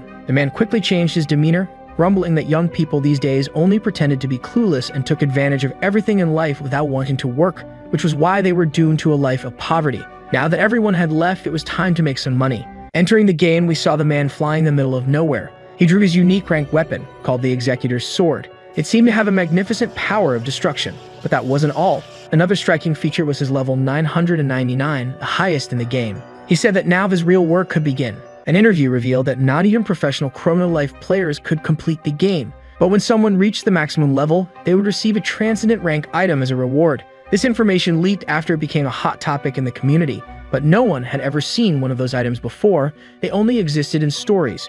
We saw Han admiring her new gauntlets. Amazed, she asked the boy if that equipment was really transcendent level, and he confirmed that it was. He told her she could use it as much as she wanted since he still had plenty of those weapons in his stock. Hearing this, the girl equipped the gauntlet and a notification appeared, indicating that she was now the new owner of the item. Han marveled at her new equipment for a moment, but since her level was too low, she could only use a small fraction of the full power due to a lock on the weapon. Along with the seal, the gauntlet's appearance also changed to something much simpler. It didn't seem very efficient to use such weapons without being qualified, since one couldn't tap into the full potential of the equipment. It would be better to have a unique rank weapon. At least that was Han's rationale. But when she lightly touched a rock's surface, she caused massive damage with the smallest touch, even though the item was sealed due to her lack of power. Imagine if it weren't sealed. The poor protagonist had nothing to do with the whole thing, but ended up as a victim of the small disaster that occurred. Eurus commented that he couldn't wait until the girl experienced the real power of such equipment, and the boy agreed. Eurus was curious about what the boy would do regarding Hong's request, and the boy replied that he would accept it since the situation seemed to involve him. Returning to the carriage, the protagonist was confused, asking how this was related to him. What kind of connection could he have with Passive Kid if he didn't even know him? The masked woman mentioned that the man claimed to attack people for fun, but that was obviously a lie. His real goal was to make money by copying and selling items, pocketing large sums in the process. According to the guild leader's information, Kukwenha was also a merchant player. While selling rare equipment posed a big problem, it wasn't illegal. However, in Passive Kid's case, it was different. His actions were illegal, involving abuse of authority. The boy didn't understand some things, but Hong just continued explaining. Either way, if they let this man operate freely, the market economy would collapse. The game itself would be in ruins. The boy remarked that there was no problem with that. All they have to do was report the criminal's actions to the company's customer service. That way, the user's bank account would be blocked, resulting in a happy ending. The masked woman said the protagonist was more naive than she had imagined. He was confused. Hong explained that if they reported him, they would only get an automated response from the company. At this point, the only person who could stop Passive Kid was the master of the active stick, since Kukwenha had single-handedly eliminated the entire world union, not to mention his other feats. With a serious look, the boy stared at the masked woman, who then vanished. Now it was all in Kukwenha's hands. The fate of the entire game would be decided by him. As they say, with great sticks come great responsibilities. Thinking about it, Lee realized he had no choice but to fight to protect the game. Han asked if the boy had any ideas since they couldn't track down Passive Kid without clues. If they couldn't report him to customer service, the only option left was to bribe the higher-ups. Eurus and Han seemed surprised. By this point in the story, they shouldn't be so taken aback. After all, this boy was completely out of his mind. In real life, Lee was calling the game president, and to ensure that Choi would answer, he threatened to destroy the world again. The old man asked what on earth he wanted, and the protagonist burst out laughing and hung up the phone. Choi was very upset, but don't worry, it's all part of the plan. Since customer service didn't work well, talking directly to the game president should be enough. When the boy opened his front door to leave, he found Han outside, still wearing her school uniform. She insisted that she also wanted to speak with the old man. The boy first asked if that would be okay, considering that Han was a famous celebrity. But the girl said she didn't mind, and since it was late afternoon, no one would notice. In real life, Lee had to call her Han Sarang. Kukwenha felt embarrassed. Before leaving, the girl told her sister she was going for a walk with Kukwenha. After that, the scene cut to a restaurant. Choi entered, fuming with rage. How dare some kid be so rude to him? The president walked up to the protagonist to give him a good shake. But when he saw the girl sitting at the table, he asked if she was Kukwenha's girlfriend. The girl blushed, wondering if it looked that way. But the boy denied it before she could say anything. The two argued until Han told them to shut up, and Kukwenha trembled in fear, while the old man analyzed the situation. After they calmed down, the president was informed about the problem with Passive Kid, saying that this man was copying items to sell, but the old man didn't seem too concerned. He thought it was something important, which was why he came to meet Kukwenha, but something like this couldn't be resolved so easily, as there were various laws regarding money transactions and item sales, and the company couldn't interfere directly. The protagonist explained that someone saw the equipment being duplicated, but Choi remained stubborn, saying that they were probably mistaken. After all, this would only be possible if Passive Kid hacked the game. Kukwenha theorized that it might be a bug, but the president insisted there was no such problem in the game. Then Han asked them to focus. If external hacking was impossible, it was likely someone inside the company using admin tools to copy equipment and then sell it. Choi seemed concerned, but said this also wasn't possible. Even people inside the company with admin accounts wouldn't add a copy ability because it was useless. The president left, saying he was busy. He quickly said goodbye and wished the two a great date. Outside the restaurant, we saw the old man lighting a cigar surrounded by a few employees. Choi gave the order to prepare 5 trusted men. Back in the game, we see Han and Little Underpants looking downhearted because they couldn't make any progress. But the boy says that it doesn't matter who the enemy is, just use the ultimate stick to crush the passive boy or anyone else in the protagonist's way. The girl comments on how macho the boy is. Moving on, Han wonders what the passive boy's goal is. It's all very strange. No matter how much he thinks about it, if it's just for money, why attack the entire Robin Hood guild? The boy suggests that maybe the enemy's interest was in stealing the guild's valuable items. Han responds that this only makes things more suspicious. If copying the gear to sell is possible, why go after normal players and even annihilate an entire guild? Little Underpants thinks for a moment and admits he has no idea. The girl calls him an idiot. A massive explosion erupts nearby. Han believes it's a power similar to that of the protagonist. Little Underpants rushes towards the site. We move to the scene of the disaster, where we see Habak kneeling, seriously wounded. The passive boy is standing over him, saying that the monster isn't what the rumors suggest. It's nothing but a weakling. The Stitched Man asks why this person is doing this. As the coordinator of this world, his actions wouldn't be tolerated. If caught, would he be able to face the consequences? The passive boy, full of rage, grabs him by the neck and questions where all that arrogance comes from. How could a mere fragment of data dare speak like that to an administrator? The cheater threatens to eliminate Habak unless he reveals the location of his master, the infamous merchant known as Riot, the Sin of Sloth. The Stitched Man laughs at the situation, and when the administrator sees he's being mocked, he loses patience and raises his sword to deliver the final blow to Habak. But he's interrupted by a mysterious presence commanding him to stop. The administrator seems pleased to see this person, as it's one of his targets. One who arrived is Luna, also known as the Goddess of Life. The cheater tells the girl to wait her turn, as he's still finishing off Habak, and once he's done, he'll turn his attention to her. The goddess, smiling, says that all of this is so unnecessary, and that the man is nothing but a mule. The passive boy is offended, but the goddess continues to speak and calls him trash. The man still has his sword raised, but he seems to have lost his anger. Throwing Habak aside, the cheater says he's not going to waste time, she's next anyway. As he moves towards the goddess, he asks where Riot is, but the girl doesn't need to respond just yet. After all, it would be too easy if everything ended quickly. The passive boy threatens to do all sorts of terrible things to the goddess.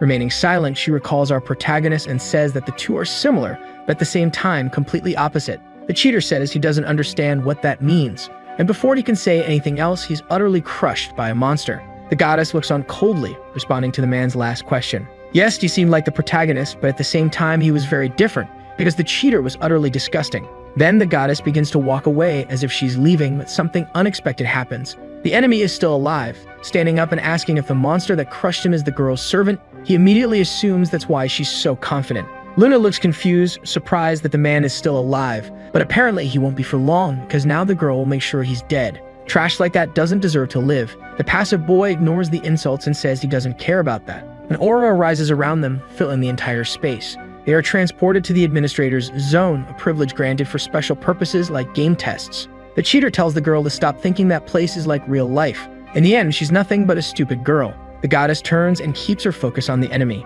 Then, we are taken to another scene, where Han and Little Underpants are running toward the explosion site. Han asks if the situation has anything to do with the cheater, and Little Underpants, at the peak of his intelligence, says it's very likely. He also believes the hacker works for the game company, based on the conversation they had in the restaurant with the president. The old man denies this assumption because Choi said a hacker within the team was impossible, but his face said otherwise. She also heard about the cheater's feat. The man single-handedly wiped out the Robin Guild. That's why he's sure the guy has an account with various powers.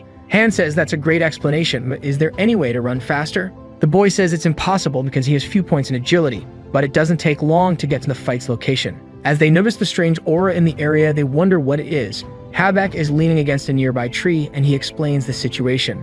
Those are traces of the passive boy's skill. Habak then greets the protagonist, and the boy asks why he's there. The girl remembers being kidnapped by the man standing before them. Habak says he was attacked by the administrator, and besides that, the cheater dragged Lumet into the test zone. The protagonist asks who Luna is, and the Stitched Man is surprised he doesn't know. After all, she's the goddess of life and his first love, and she talks a lot about the boy. The boy is confused by this, while Han grits his teeth in anger. Habak starts describing Luma, saying she's a woman with long black hair and a voluptuous figure. Only then does Lee realize she's the girl who betrayed him. Han, feeling jealous, says he doesn't know Little Underpants type of girl yet. But the young man makes it clear that he's not interested in Luna anymore, at least not now. The goddess herself is spreading those rumors. He even considers it offensive to think he'd like someone who insulted his parents. Han pretends to be indifferent, but he seems quite pleased inside. The dragon that had disappeared for the past 10 years shows up just to say they make a cute couple. Habak starts to worsen, and the boy comments that the Stitched Man will probably die soon, but Habak insists he's fine and asks for help from the protagonist.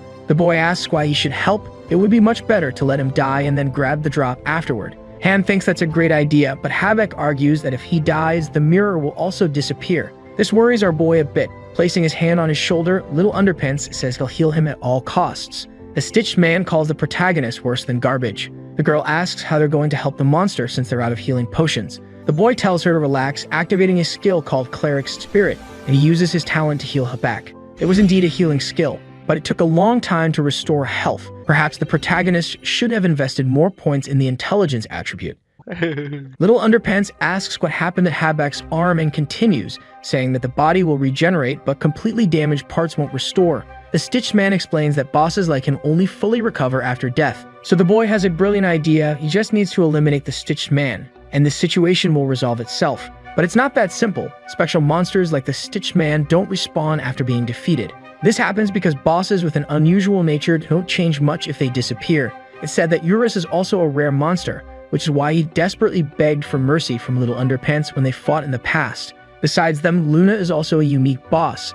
After this revelation, we see the protagonist's surprise. Inside the administrative zone, we resume the battle. The cheater is heading toward the goddess. The girl says he can come at her with everything he's got, and a series of extremely destructive attacks are launched by the passive boy. But none of it is enough to defeat the girl, who remains unharmed. She says she's the goddess of life and repeats what she told the protagonist. Humans can't kill a god. The administrator calls it childish, suggesting that the girl imagines herself to be very powerful. However, in the current state, the cheater has the advantage because after working in the company for so long, he's been able to access all of Luna's skills, so none of the girl's attacks will surprise him. The fight between Luna and Little Underpants was recorded and shared with senior team leaders at the company. The true nature of her power is revealed. Even if attacks hit the girl, none of them seem to work. This is the goddess's hidden ability called life creation. However, the attacks are nullified. Quite the opposite. Any hit she receives is effective, but her power allows her to regenerate at the moment of imminent death. Continuing the fight, the cheater attacks her again, and the girl immediately activates her talent and remains intact. The administrator says it's a predictable result, that power is absurd, which is why it was the most criticized ability during the initial game phase. We also discover the origin of Uriken. He was created from the goddess's life creation and the fragments of the missing head of Eurus. Apparently, the girl can make extremely powerful monsters. Luna says the cheater talks too much. If he can't win, all that knowledge becomes useless. With a single attack, the man is cut in half. The girl seems to really enjoy this method of elimination. Now the fight seems to have truly begun, but suddenly, the goddess's staff returns to its ordinary form.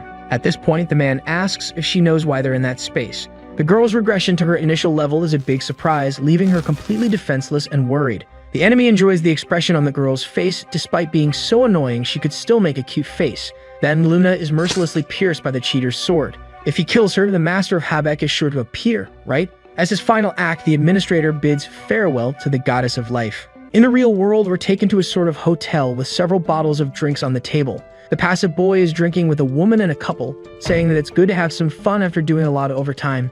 The other man with him agrees, saying they made so much progress with their plan because they worked really hard. That was the final stage of the project. However, the cheater tells his friend that he's wrong. He couldn't find Habek's master, so the guy congratulates him on managing to kill Luna. But we discover that even that wasn't possible. The man is shocked, and the administrator brushes off his failure, saying there are other ways to meet Habek's master. Something isn't clear to his companion. Who exactly is this master that his boss is so eager to meet? The cheater asks if the man has been his subordinate all this time without knowing the main objective behind his actions. Supposedly, this guy has been devoted enough to work without asking questions since his youth. Basically, this master is one of the game's bosses, tied to the main story of criminal life. The creature is the greatest merchant known as Sloth. Even with this explanation, the lackey seems unsure, asking if the monster is really a merchant. The answer is clear. If the lazy one wants to be a vendor, he will be. That's the kind of freedom in the game. Straining his memory for relevant information, the intern says he's heard about this boss before. When he thinks about it, a monster named Uriken caused a lot of chaos and was known as Gluttony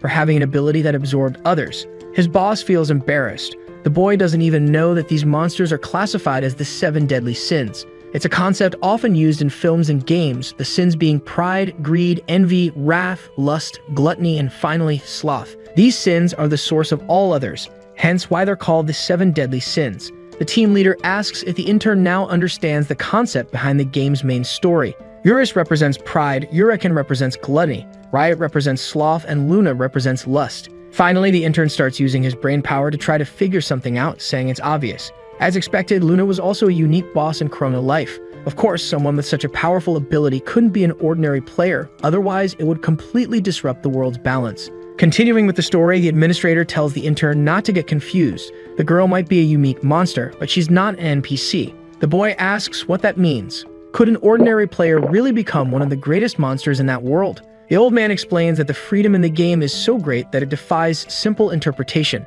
Just as a monster can become a renowned merchant, an ordinary player can also become a special class boss. Finally, we're back to the journey of Little Underpants, the most sought-after man of the moment. Look at his cute little face. It seems the group was discussing the same topic as the guys earlier. Suddenly, Luna became famous and Little Underpants grows impatient, not knowing who this girl really is. He questions Habek, but even the stitched man isn't sure if the girl is a mix of NPC and player or just one or the other. However, the coordinator of that world should know more about it since the passive boy is an administrator. Great, another reason for the protagonist to beat the guy up. Han says he doesn't understand something. Why does the cheater desperately want to meet Riot, the sin of sloth? If his goal is to make money, he just needs to put the copied items on auction and wait for some sucker to buy them. There's also the matter of his senseless attack on the Robin Hood Guild. His actions make no sense. Personally, Habek has an idea why the administrator did all that. From his perspective, it could be related to the peace of God, but it's likely it's a mythical rank item. Little Underpants remembers hearing about the peace of God before. Eurus mentions that possessing the divine fragment was the reason for Han's kidnapping. He further explains that the term peace of God is another name for mythical rank items. Out of nowhere, Hong shows up. She seems to have been hiding in the bushes to eavesdrop on their conversation. Do you think this girl is a strong candidate to be a protagonist's second wife, or is Han enough? With the energy of our Little Underpants, I'm not sure one will be enough. Back to the story, the leader of the Robin Hood Guild apologizes for disappearing. It turns out there were ways to get information, so she left to conduct her own investigation. Along with her explanation of why she disappeared, a masked woman asks everyone to form a group for a while. She says she's found the hideout of the thieving boy. At the location that's supposedly the enemy's base, everyone is amazed at the house's simplicity. Hong says there's no doubt about it. She even checked the owner's identity with her judgment skill. This talent confirms who owns the place. Little Underpants asks where the abusive boy is now, but there's no sign of him. The leader says it's a pity they can't see inside the house. However, the boy with the stick remembers the teachings from his time. When something doesn't work, just hit to fix it. In this case, if the door won't open, just break down the wall. Everyone goes inside the house and stands in front of a pile of gold. Han is amazed by the number of items. Could they all be copied? Hong says none of those pieces of equipment are copied, and moreover, they're all mythical rank. Guessing at a value, everything should cost around 5 billion. You can also see several items stolen from the Robin Hood Guild. The thief must have stored them in that house because he didn't have enough space in his inventory. As expected, the abusive boy's goal is to collect mythical ranked materials. Little Underpants asks if the cheater does this because of the price of those items on the market. If that's the case, it would be better to gather a lot of weapons by defeating monsters in the Urus nest, just like the protagonist did in the past. Hong says if the passive boy did something like that, the company would definitely notice, just like they did with Little Underpants. Mythical items are on a different level, and there's an entity that can buy them for an outrageous price. Our boy quickly figures out who she's talking about. The buyer is the greatest merchant in Chrono Life, Riot the Sloth. Habak says he was thinking the same thing. The Robin Hood Guild leader takes the situation seriously. Regardless, it's a great plan. After all, the Sloth isn't an ordinary player, so there's no risk of information leaking. Not to mention that selling the items individually won't affect the game's economy, which makes it unlikely the company would catch him. But now that there's proof of the crime, all they need to do is report it to customer service and action will be taken. The administrator has been collecting items in his personal space. This is all the evidence needed to ruin his career. With a smile, Hong congratulates everyone on their work. This is why everything will work out, because of them. Little Underpants asks with whose permission she's going to report this.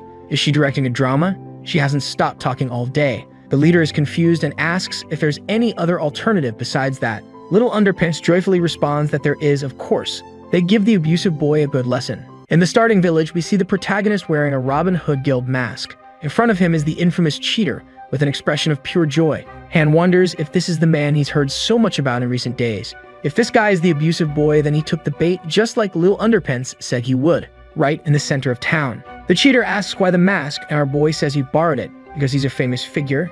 Anyone would recognize him if he walked around without a disguise. Hong watches from a distance with a few members of her guild, who ask if that's not the murderous boy who wiped out a large portion of the organization. She confirms the members' assumption and adds that everything is under control. So far, the plan is going as planned. A guild member asks what's the purpose of approaching the middle of the village. Back at the Mammal Boy's cabin, the protagonist continues to develop his plan.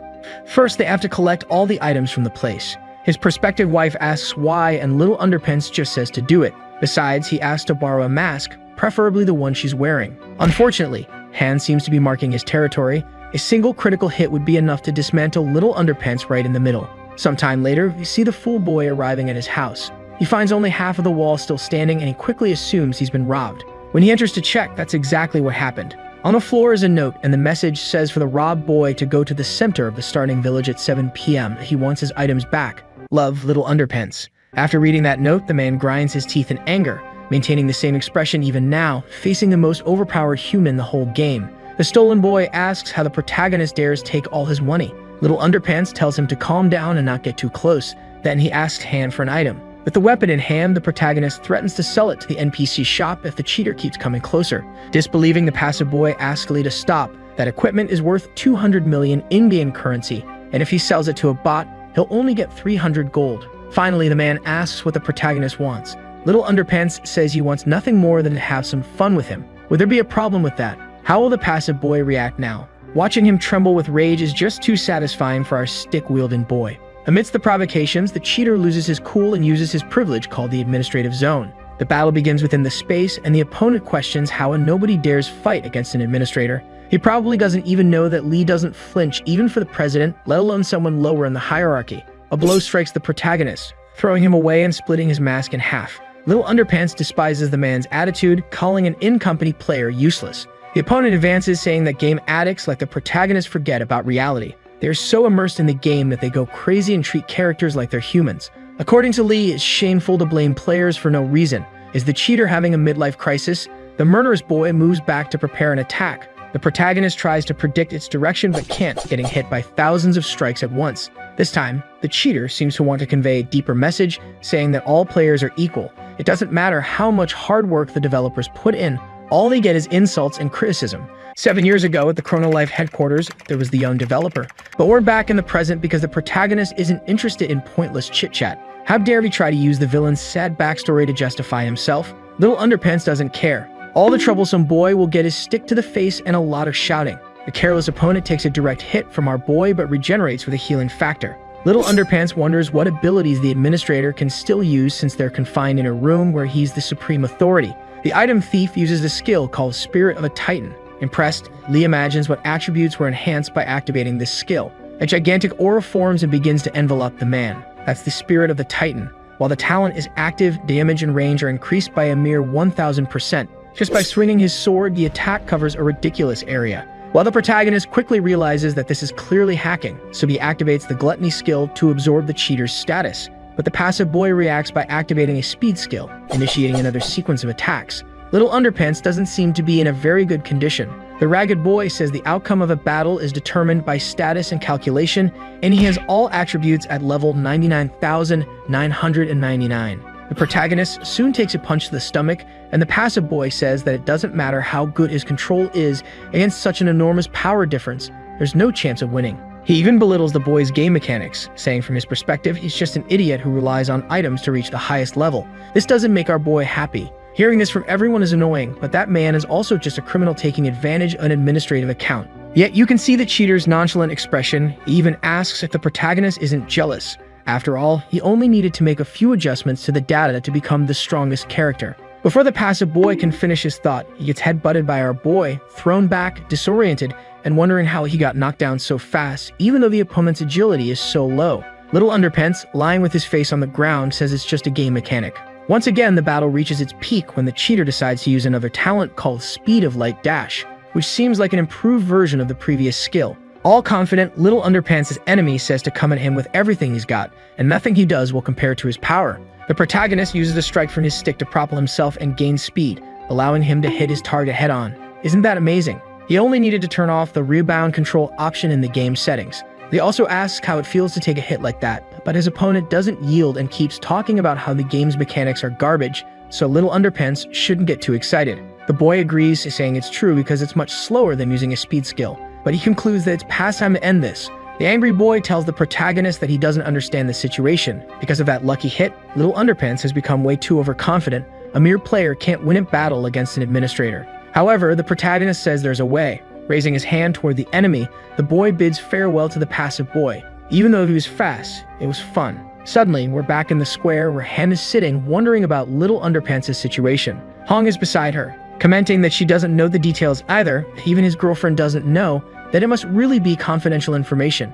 Han is giddy after being recognized as the protagonist's girlfriend. The leader of the Robin Hood Guild says something is bothering her. The reason Little Underpants is missing must be related to his method for defeating the passive boy. We return to the battle, where the protagonist seems to be summoning something and the administrator trembles with fear, thinking he's about to be defeated. Then the boy activates his summoning skill. The cheater bursts into laughter. How does Lee intend to win with something so simple? Even though his class is very special, it wouldn't be possible to summon a super powerful monster. However, the cheater quickly goes silent because the man standing before him is Choi, the company president. With a look of surprise on the opponent's face, the protagonist starts laughing. It was worth bringing the president even after so much work. The previous day, we see the criminal in the real world, just leaving the small party he had with his intern. His friend invites him for another round of drinks, but the man refuses because he has some obligations in the game and needs to finish some calculations. The employee is impressed with his boss's passion for work and says he respects that. In response to the compliment, the passive boy tells the kid not to mess around and go home. They're going to be very busy the next day. Grabbing the shoulder of a blonde girl, the intern says he's going to have a few more drinks. He's walking calmly until he's stopped by Choi and some of his men. Moments later, we see the young man with his face completely busted, admitting all the plans he made with the cheater, revealing that he was just following his boss's orders. After hearing this, the president orders his thugs to get rid of the kid. Then Choi turns to thank the protagonist. It was thanks to him that they managed to catch a traitor before the situation became even more problematic. Lee gets scared. Is this a gaming company or the mafia? The old man warns that he intended to kill Little Underpants if he called him again without a good reason. Returning to the main topic, the president says he's already taking steps to deal with the passive boy. They plan to bring in the legal department to sue him in every possible way, and of course they'll fire the cheater as well. The protagonist asks if, by any chance, the old man has any plans for tomorrow at 7 p.m. Choi replies that he doesn't, so Lee smiles and invites the old man to give the abusive boy a lesson. Back in the administrative zone, we see the delinquent shaking in the presence of the president. Desperate, he tries to leave the game, but that's not possible during a battle. As a last-ditch effort, the man tries to dissolve this administrative zone. Little Underpants warns the president that the sleazeball is trying to escape, so Choi activates his own presidential zone. Right away, the cheater is filled with fear. It doesn't matter anymore, he was going to be fired anyway, so he decides to attack the old man. However, he can't even touch the president. His in-game status has no limits, it's literally infinite. Preparing his ultimate attack, Choi fires the cheater, and as a parting gift, gives him a black eye. One punch was enough to annihilate someone like the passive boy, and so the problem came to an end. All the stolen mythical items returned to their rightful owners. It turned out that other guilds had been affected, not just Robin Hood. But the perpetrator was fired on the same day, and even in real life, the cheater took a beating from the president. Afterward, he tried to sue the old man for assault, but that only made things worse for him. No one was interested in incriminating Choi, so all charges against the president were dropped. Now the man is going to spend the rest of his life paying back the company for material damages. Some rumors say he's been permanently banned from the gaming industry. After that day, Little Underpants' life as a merchant returned to business as usual. In the starting village, the protagonist meets with his two wives, who greet him happily. Everything was back to normal. Exiting the game, we see Lee, who mentions he's annoyed because he didn't get to ask the cheater what Luna's true nature is. Looking ahead, our boy sees a beautiful girl sitting on the couch. In front of him, the girl says it's been a while. Shortly after, we see them eating at the table. The girl compliments the appearance of the food, saying it looks great. At least now there's no doubt. Obviously, Luna isn't an NPC. What a beautiful woman, my friends. She's always been a player. She looks at Lee and they lock eyes. Then she asks if she's really that beautiful. The boy says he wasn't looking for that reason. She must be imagining things. She should just stop being silly and eat in silence. Little Underpants is very nervous, remembering the past and realizing he can't let himself be swayed by the girl's looks. So he starts questioning, asking who she is and how she knows his address and the password to his house. Since Lee gave her food, it's worthy of a reward. Besides, the boy must be curious about many things. This is his chance to ask anything. The girl will answer everything. The boy says he understands and starts with a light topic. What's her natural hair color? When they met for the first time in the game, it was light pink.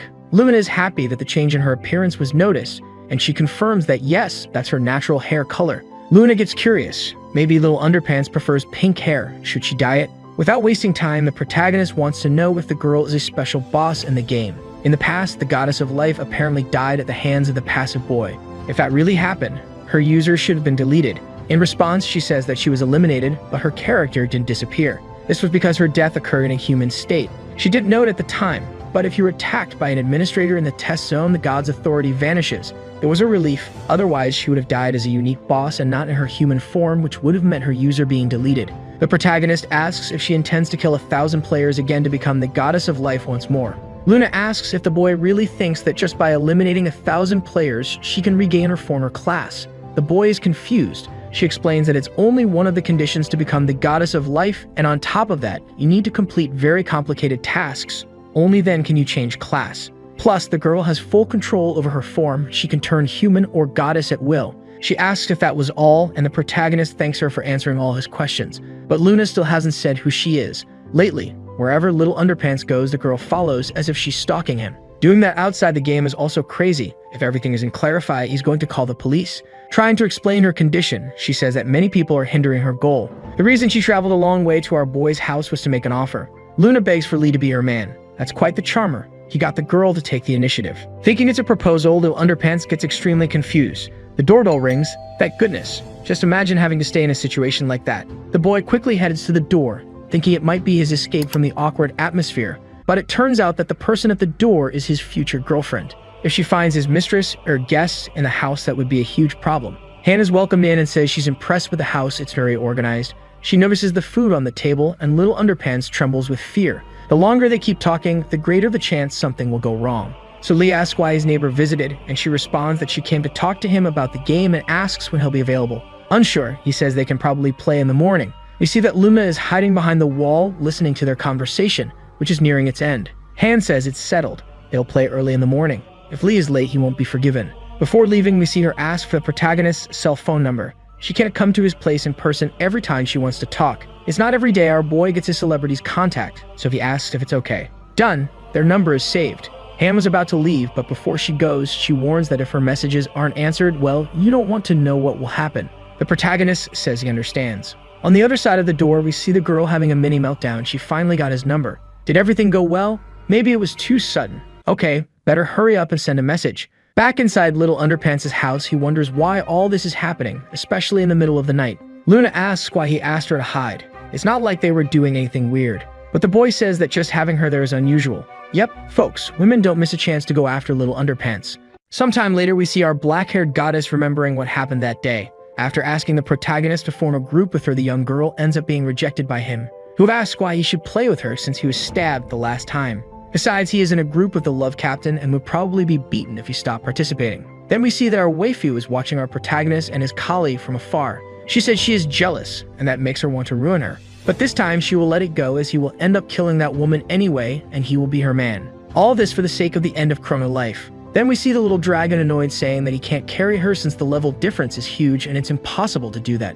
Then the young girl ends up noticing something strange and sees the protagonist talking to the wind. Thinking he's schizophrenic, she questions why he's talking to himself, leaving the protagonist confused, asking if she can't see this dragon project. However, the draconic spirit warns that only the protagonist can see it. But if he shares his mana, then the dragon could be instantiated into reality. The little boy questions if it will really work since his intelligence and wisdom are low, but the dragon confirms. So he starts injecting his mana into him, creating a huge purple lightning bolt. And Eurus' soul begins to be instantiated into reality. Seeing that light gathering in front of the protagonist, the young girl is extremely confused about what's happening as something begins to form. And our little dragon Eurus appears in reality, making a very cute face, which is capable of delivering a fatal blow to the young girl, making her scream, the protagonist asking if she can pet him. But hearing these words, the dragon gets irritated, questioning how a mere human can dare to want to touch him.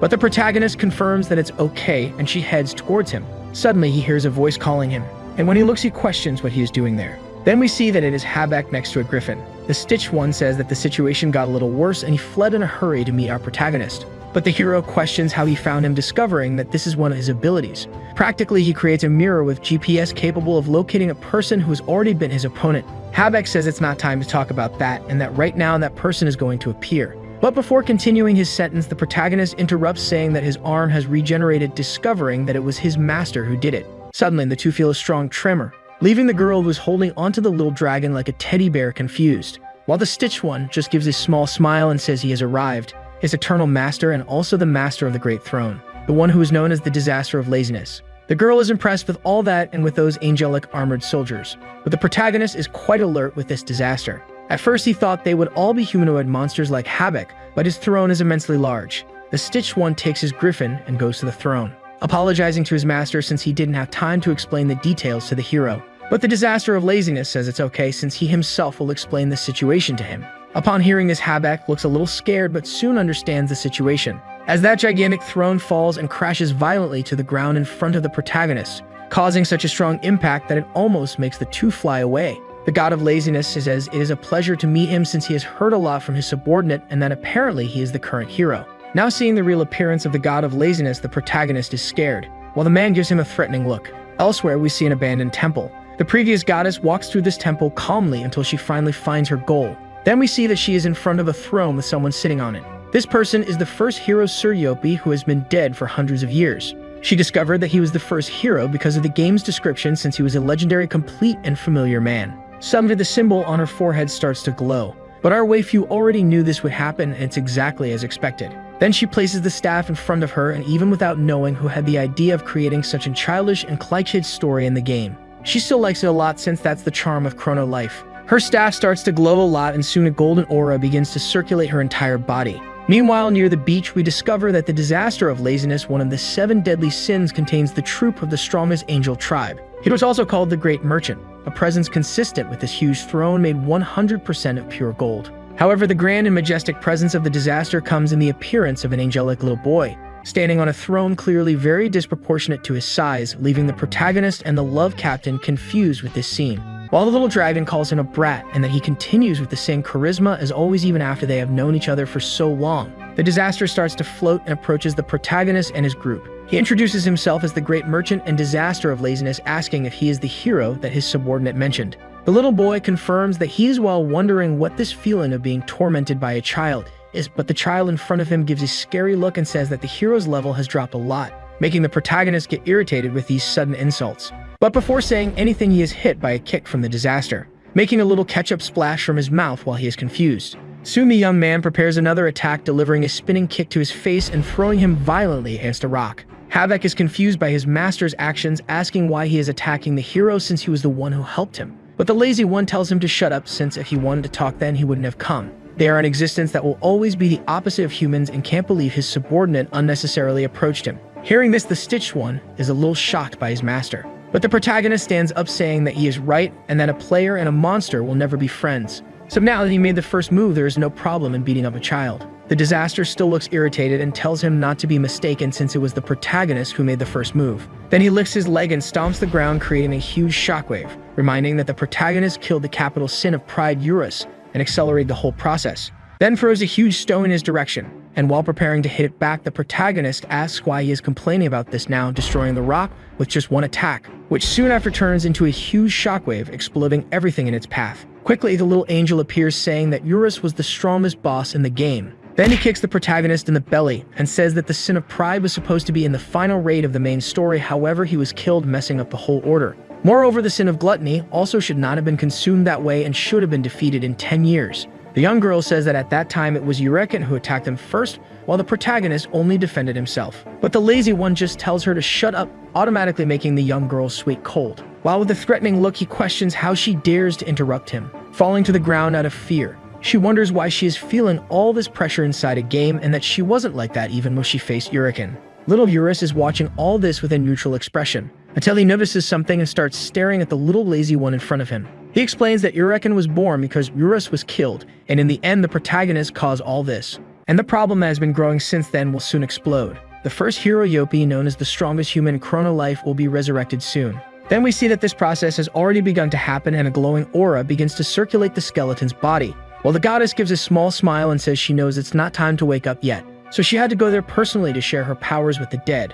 The aura that is circulating her body begins to reconstruct her armor, until it is 100% complete. The protagonist asks the young lazy one what the problem is with this guy resurrecting, since if he was a hero in the past, then he should be on humanity's side. But hearing this, the little angel sighs and says that the protagonist is dumber than he thought, explaining that the hero will not be resurrected as a human but as one of the 7 deadly sins. Annihilation will be his only purpose, so we see a symbol forming on the ground. Suddenly, small cracks begin to form, and a skeletal hand comes out of it, showing itself in the form of the skeletal soldier. Suddenly, the hall is already infested with several soldiers, while the goddess says that he is the strongest human and the first hero, the one who loved and trusted humans, but is the one who hates humans more than anyone. It really is a childish story, but perfect to represent the deadly sin he received. The undead army is already fully prepared, while Yopi presents himself as the first hero in the capital sin of wrath. The Chrono continent has existed since ancient times, a place where there are no wars, not even disputes, a blessed world full of peace. However, one day the demons appeared.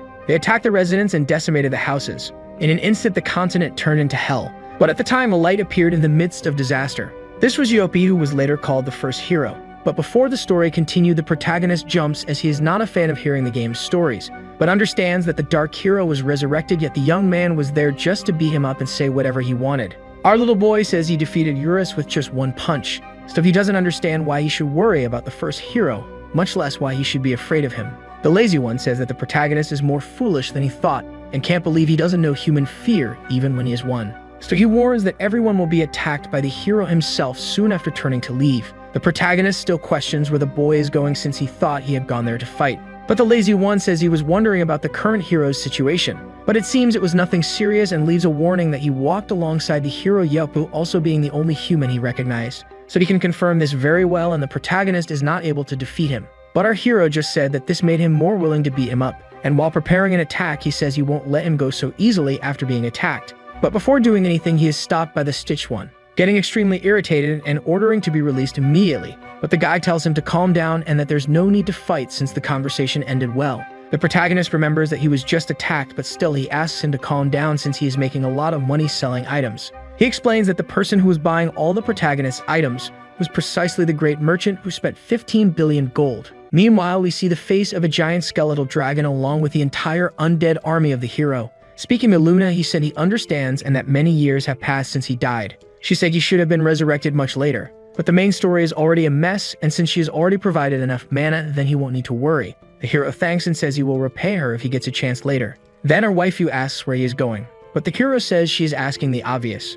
At that moment, the dragon starts to take off, and even with its wings entirely made of bones, it manages to fly through the skies. The skeletons also quickly advance towards something, and the great resurrected hero said that right now he's going to destroy the world he once protected, activating his instant teleport and simply disappearing in front of Luna. She gives a small sigh, while seeming happy that her work is finally over. But remembering the consequences of her actions, she wonders if everything is really okay. Something asks if she regrets and remembers that she did what she wanted in the case of Uriken. Luna replies that this is different from that time since that boy seems to be a shadow in the main story. Then the man who was talking to her apologizes and says they should just enjoy. Then he goes back to observing the entire planet of the game and seems curious to see how this world will be cleaned. We return to the beach and see the protagonist scared, while asking if it was really this boy who bought all the items he sold. The disaster says that to be exact, he spent 15303890000 gold, but later put them up for sale for a total of 51.7 billion, making a profit of 37 billion. Our little boy is amazed hearing that, even calling the little boy Hyun, soon after begging him to teach him the business tricks. Suddenly, the two start hearing a great tremor, but the little angel already knows what it means. Urvis and Han seem extremely scared by what they are seeing. Then the disaster of laziness warns that he has arrived, and as the skeletal dragon passes by the group, we find that this is really the end of the world. Even the protagonist seems scared seeing that. And so suddenly a war began. The skeletal soldiers advanced while eliminating the players from the initial village. Because of the alarming number of soldiers, they were not able to do anything, even wondering what this surprise attack is since monsters shouldn't invade the village as if it were nothing. Suddenly a system message appears, explaining that this is a main mission in the game and that players must protect the world from the sin of wrath. While he is confused by the fact that there is a main mission in Chrono Life, the man with cat ears is attacked by a skeletal soldier. Soon everyone realizes that they don't have time to look at the mission window, otherwise they will end up dying. But the chances of survival are also not very high since there are monsters everywhere. The skeletal soldiers seem to laugh scarily, while the remaining players do their best to survive. The bald man wonders if the hero wasn't supposed to be on humanity's side, questioning why he would ruin life in Chrono Life. Then a mage appears casting a flaming hurricane, eliminating several skeletal soldiers at once. The people there recognize her as the strongest royal sorceress Abracadabra, and she explains that she received orders from the royalty to protect this sacred land. Seeing that the players who are completely injured start to feel hope, since the strongest sorceress and all the royal guards have been mobilized. Their response was quick and precise, much better than the last event against Gluttony. But a light starts to be emitted from the sky, and when they look, they see the skeletal dragon preparing a large-scale spell. A flaming ball is created in its mouth and soon after fired at the city. We realize that the reason for the defeat is that they were not ready yet since this event was a main mission. And as it was supposed to happen in a few years in the future, the current players didn't have the resources to fight against it. So we go to the Hill of Heroes when the former hero and now the capital sin of wrath appears. He looks at the tomb of his friends while thinking that it has been a long time. The first tombstone has a musical instrument, so he remembers his companion who thanked him for letting her sing to the world. The second had a small wing, which represented the saint who always prayed for her companions. The third tombstone had a wizard's hat, which represented a man who didn't care about world peace and just wanted to be by the hero's side. Remembering his companions, the disaster begins to cry blood. The good memories he had with his companions are soon overshadowed by bad memories, and Yopi starts to release his aura while ordering the dead to resurrect. From the tombstones, 3 skeletons emerge, while the hero warns that he will not allow them to follow an honorable path like they did. The honorable wizard has part of his skull missing. The cleric has holes that represent crying under her eyes, and the bard has large scars on his jaw like someone who sang beyond his capacity.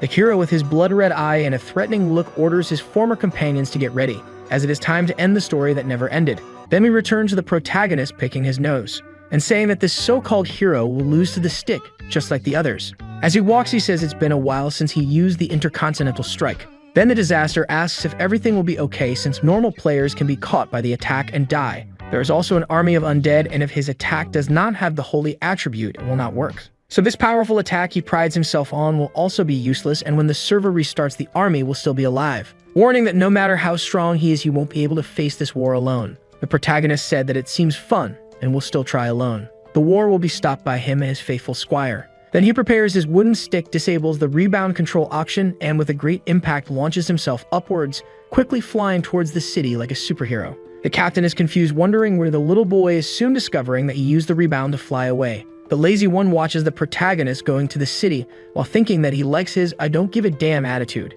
The main village is now turned into a sea of flames, and the starting point of everyone's journey has now turned into a cemetery of players. All this because of a monster, who managed to turn this once peaceful place into a city of death in the blink of an eye. Outside the game in a rental store, some people curse, saying that Chrono has gone crazy and that every time something like this happens. Hearing people's complaints, the part-time worker who is about to give up starts trying to calm them down, explaining that the server may have crashed and he should log in again. But soon an angry man explains that a skeletal dragon sprouted in the village and if they log in they will die again. Actually, the man is so furious that he wonders if he should start playing something else. But the woman next to him says that this is more fun than mindlessly hunting every day. The guy who was previously irritated just hearing a woman talking starts to agree with everything she says, asking if she wouldn't like to play with him but being rejected right away. While observing his cell phone, he notices that the Chrono Life site has just released an update note.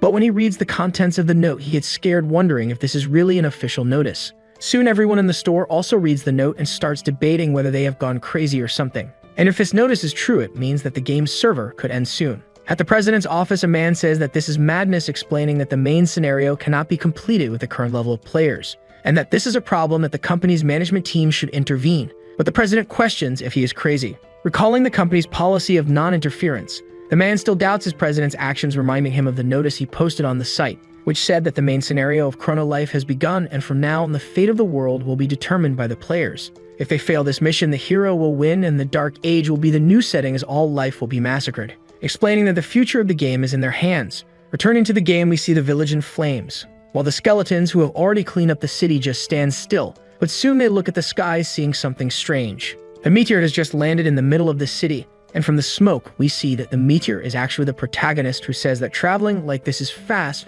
but landing is a problem. At that moment, he hears a piercing scream, and when he looks around, he sees that he is completely surrounded by skeletal soldiers, but he is just happy as he ended up in the right place. The soldiers advance to attack him, but just by swinging his stick, he manages to crush the skeletons' heads. Because of his momentary distraction, another ends up hitting him from behind. Soon, all the skeletons also pierce him with their swords, screaming and laughing happily that they managed to eliminate their enemy. But with a serious voice, the protagonist calls their attention, questioning what they are doing, while we see that none of the swords manage to pierce his skin. Soon he eliminates all the skeletons that are there and says that they are all just flies, wondering if he put too many points in Constitution since his speed is crap and he couldn't dodge. Even seeing the defeat of their companions, a skeleton advances towards him, delivering an attack while the little boy opens the status window. The pure bone doesn't give up and continues to deliver attacks. But seeing that none of them work, he ends up giving up and just waiting for the protagonist to finish what he has to do. Observing his gluttony ability, he realizes he can absorb a target's stats.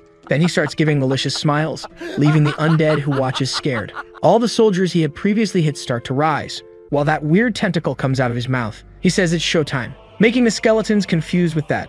The gluttony tentacle goes up, quickly advancing on one of the monsters nearby. He pierces the skeleton's bone and starts absorbing its stats. Then in a few seconds, the immortal skeleton turns to dust, while a notification saying that his stats have leveled up appears, making our hero extremely happy. His stats, which were previously low, start to quickly grow, and realizing that his strength increased by 220, now he can use equipment. Not believing, he left this stolen ability aside, but from now on he won't be so picky and will eat whatever is in front of him. Seeing that scary scene, the undead monsters, beings who are not exactly dead nor alive, lost the sanity they had, leaving only one thing, the purest natural instinct. They have the strongest immortal army who didn't even fear death, but only their instinct told them they should run for their lives. Meanwhile, the reason for their unexpected escape laughs maliciously, while we discover that they are running away simply out of absolute fear. Suddenly, we see the gluttony tentacle going towards the target and hitting the spine of one of the fleeing skeletons, soon being absorbed by the protagonist while nothing is left of his body but dust. Then he attacks several other skeletons, not letting any survive, as they all became nutrients that will make him stronger. The number of skeletons that invaded the initial village was about 2,000. It should have been a power that could even devastate a country, but in a few moments turned to dust in the hand of one person. However, there was still the strongest undead monster of all, the Bone Dragon, and the one who, when Eurus disappeared, became in existence, considered as the new supreme of the dragon tribe. But this same supreme dragon is hit by the gluttony tentacle of the little boy. Even with its gigantic size and crushing strength, has its head absorbed in the blink of an eye. After a few hours, all the protagonist's stats are maxed out. The little dragon celebrates our hero's victory, saying that the passive boy wouldn't even stand a chance against him now. But while he boasts of his ghost pet, a person approaches, making him very excited, wondering if there are still some desserts, since it would be rude of him to leave food on the plate. But soon the person introduces herself as the Sin of Lust, Luna, making the protagonist question why she is there and that recently they have been meeting a lot. The young woman cancels her god mode, returning to having pink hair and a black outfit. The little boy questions why she deactivated her mode out of nowhere, and she explains that what she is going to do now should not be observed by anyone, leaving our hero confused by her words, but then extremely surprised, as our waifu advanced towards him, giving him a big kiss. What do you mean by that? After this unexpected action from the woman, the little dragon looks extremely shocked for witnessing that. While we see a destroyed scene, the protagonist wonders what happened. He went there to defeat the hero Yopi, but now he is committing the capital sin of lust with the waifu of lust. Again, he wonders what is happening while looking at her extremely scared. The two lips finally separate. Still in shock, he takes several steps back, while blushing and looking at her, trying to reason everything that just happened. Still stuttering, he asks what's up with her and why she did that out of nowhere, noting that she just took his first kiss. Hearing this news, Luna gives a small happy smile, and while moving away to pick up her fallen staff, she replies that was just an accident, since she accidentally slipped and kissed him with tongue for a minute without meaning to. Obviously, our idiot is not the protagonist and knows what she's saying is a lie, since she even held his neck while kissing. But with a little smile, she says that he paid attention to everything even though everything happened so fast, and knows that our young loser has maximized agility, so he could have easily dodged if he wanted to. Realizing he's been found out, the protagonist starts to stutter in denial, but she approaches, asking if he would like to know something, informing that it was also her first kiss, making our young virgin who only played video games understand another world. However, he still tries to play hard to get and continues questioning why she kissed him out of nowhere, but the young woman keeps insisting she just slipped. But changing the subject, she has an item to deliver to him. The addict questions about the item while our waifu says she came there just for that. So she extends her hand and shows a luminous sphere that looks like a mini sun. This item is a jewel from someone not revealed and has the ranking of God. She continues, warning that the fact she gave him this item should not be seen by anyone. That's why she canceled her God mode. However, the protagonist is still suspicious, and even not knowing what she's talking about, it seems serious, so he will accept it. Even so, he's still irritated for being kissed out of nowhere and questions again, but she continues insisting she just slipped. Then she says that this is an important item, so he must take care of it since it will be extremely useful. Then we hear a voice calling for the protagonist, and we see him approaching, running while complaining that he went ahead alone. But as she gets closer, she sees something that leaves her scared. That is the beautiful woman standing next to our protagonist. Seeing this, she automatically stops, while analyzing the situation of those two well, realizing they are very close, automatically activating her womanly instincts and jealousy. Lee normally apologizes to the captain, saying he got too excited and ended up rushing ahead. However, the young woman approaches, pulling his jacket, and with a strangely suspicious voice, asks who is the woman by his side and asks to be introduced. Her face is totally radiant, as if she's not bothered by the situation, but behind that cute face, there is great malice. The protagonist asks if she doesn't remember her since they met before in the past. Then the sin of lust sighs, while activating her God mode, making a golden light illuminate the whole environment. Finally seeing her real appearance, the young woman gets scared, realizing this is the woman she faced in the past.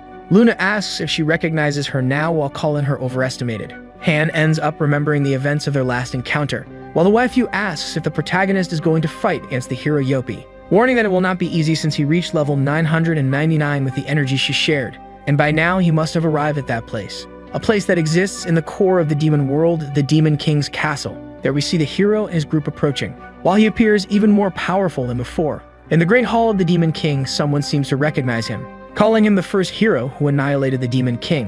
Yopi also knows who that creature is and praises the enormous vitality of the great demon's direct assistant. The ghost reminds him that his body is immortal, asking what brings a hero from decades past to this humble place. As he approaches, Yopi says his goal there is obvious. Then he stops in front of a large sword stuck in the ground, explaining that he came to that place for his precious item, the God-ranked hero's long sword. With a malicious look, the ghost asks if he will be okay, since the Demon King's energy was sealed in that sword, and by wielding it again, he probably already knows what will happen. The disaster, with a neutral expression, continues looking at her, while warning that he knows exactly what is going to happen, probably more than anyone else. Then he firmly grips the sword's handle, while the strong green energy begins to circulate the area. Then the system announces that a class change is happening with the hero and that he has awakened the hidden class. The sword, which initially had bright orange traits like the hero, slowly starts to be filled with green energy, while the little ghost seems quite pleased with what is happening. Yopi, now wielding his old sword, finally completes the class change, becoming the new Demon King. The demon assistant celebrates that a new king is born, while the disaster, now with a new appearance, stares at him, receiving the privileges of becoming a Demon King and having all his stats increased by 10 times. The hidden class also grants him a new ability called Demon King's Authority, capable of ruling all demon races. The former hero calls the little creature and says that this is his first order as Demon King, commanding him to summon the entire demon army immediately and annihilate the human world. With no expression on his face, the little ghost remains silent, but soon releases a smile agreeing with his new lord, little by little transforming into smoke and rising through the ceiling. That gooey smoke starts to come out from the top of the tower, while maintaining a look of morbid happiness on his face.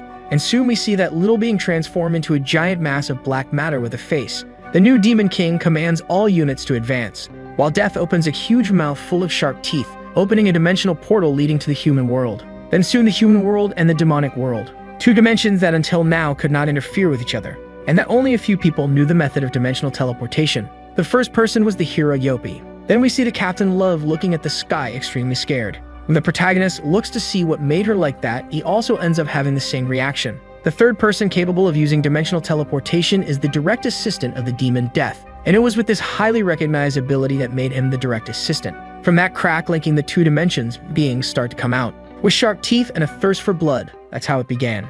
The beginning of the demonic army invasion finally started. Thousands and thousands of demons start to come out through the portal, encountering that city in flames. The capital sin of sloth sighs at seeing that scene, while questioning the level of anger of the former hero Yopi, and why he is doing all those things against humanity. However, the protagonist grabs his stick and even seeing that scary scene asks why he should care. While delivering an upward strike, just swinging his stick made a huge burst of power be thrown upwards and cross the atmosphere. Content, the protagonist starts to sing saying he made a great strike, but he gets scared of something. The portal seems to have become even bigger, while more demonic beings emerge. Luna warns that the demonic race possesses unique physical strength and physical abilities. Besides an infinite source of magic in their horns, the demonic armies that are already strong alone have gained immortal bodies due to the energy they received from the new Demon King, warning that the demonic race and the undead are the strongest tribes and not even gluttony could gather an army like that. After warning about the situation, she questions what our protagonist will do and how he will defeat the hero Yopi. Even so, our protagonist just stares at her. Then a magic circle appears at his feet, causing a great upward wind while a ball appears in front of him. That ball condenses and forms a magic stone capable of creating the cleric soul ability, and the protagonist uses it to activate the blessing on his staff, since the holy attribute is the best to deal with undead. Now with a face of absolute pleasure, he again strikes upwards, taking a quite suspicious position while displaying his beautiful and radiant muscles. That horde of monsters is suddenly hit by something, and again the protagonist's attack is powerful enough to make that energy leave the atmosphere. Luna watches that scene in disbelief, while wishing she didn't have to witness that scene. The demon tribe is a tribe born with strong bodies and unlimited magic. Besides that, they receive more power from the new Demon King achieving immortality. It was supposed to be the true strongest tribe Chrono Life. However, it was practically wiped out in just one attack. This scene leaves Death completely scared, while the protagonist laughs saying they are nothing but weak monsters who die to attacks with holy attributes. And as he's getting bored, he orders the hero Yopi to appear soon. Suddenly, the smoke starts to gather in some points, and the demonic monsters again begin to regenerate, scaring our protagonist when he sees that scene, since in a few moments all of them recover completely. The young man wonders what they are since they can resurrect even after being hit with holy attribute strikes, but it's answered that this is a hero's ability, and as long as he has mana left, the demonic army will never die. Lee says it will be difficult to fight until the hero's mana runs out, but he just has to make an infinite loop of sanctified strike upwards. To avoid seeing that horrible scene that almost made her gouge her eyes out, Luna recommends he go fight the hero directly, but Lee says he has no idea how to get to the demon world. Hearing this, the captain suggests going through the portal they came from. Since their enemies are coming from the demon world, the portal must lead directly to it. However, the waifu warns that the portal is a one-way hole, and if he enters from this side, he will probably die disintegrated. Getting angry with Han and telling her to shut up, hearing her rival insulting her, the young woman asks who she thinks she is to keep mocking her, noting that no player has been to the demon world to begin with. But at that moment, Lust questions who gave this information, since she, as a goddess, can use dimensional teleportation to the demon world, then extends her hand to the protagonist,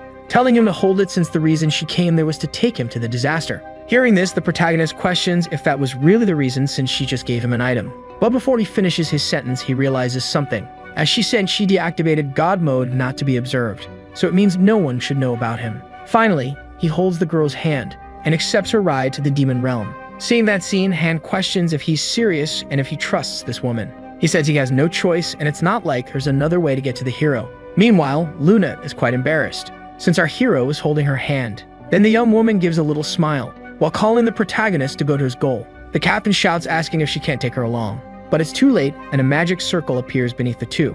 While a disaster of lust says they are already at maximum capacity and can only take one person in her teleportation, touching the protagonist's shoulder while saying she will enjoy the meeting alone. Seeing the two finish the dimensional teleportation, and simply disappear from her sight. The captain seems quite displeased with this, while deciding that from now on, this woman will be her rival. In the demon world, the great demon king's castle presents itself, as the protagonist finally arrives at the location, questioning if they are really inside the demon castle, and starts to look around a bit more, coming across the hero and his subordinates. But Yopi, who is now a disaster, responds that there is no more hero. In this body, there is only fury, and from now on, as one of the 7 deadly sins, he will annihilate these filthy and sordid humans. Suddenly, a huge explosion is seen from the castle, and we realize that it is obviously coming from the protagonist, who just tried to skip the dialogue again, but ended up destroying everything in his path, including the hero and his subordinates. He looks at the waifu saying they're done here, so they should return to the village. But she says it's not over yet, and it's just beginning, making the protagonist confused with her words.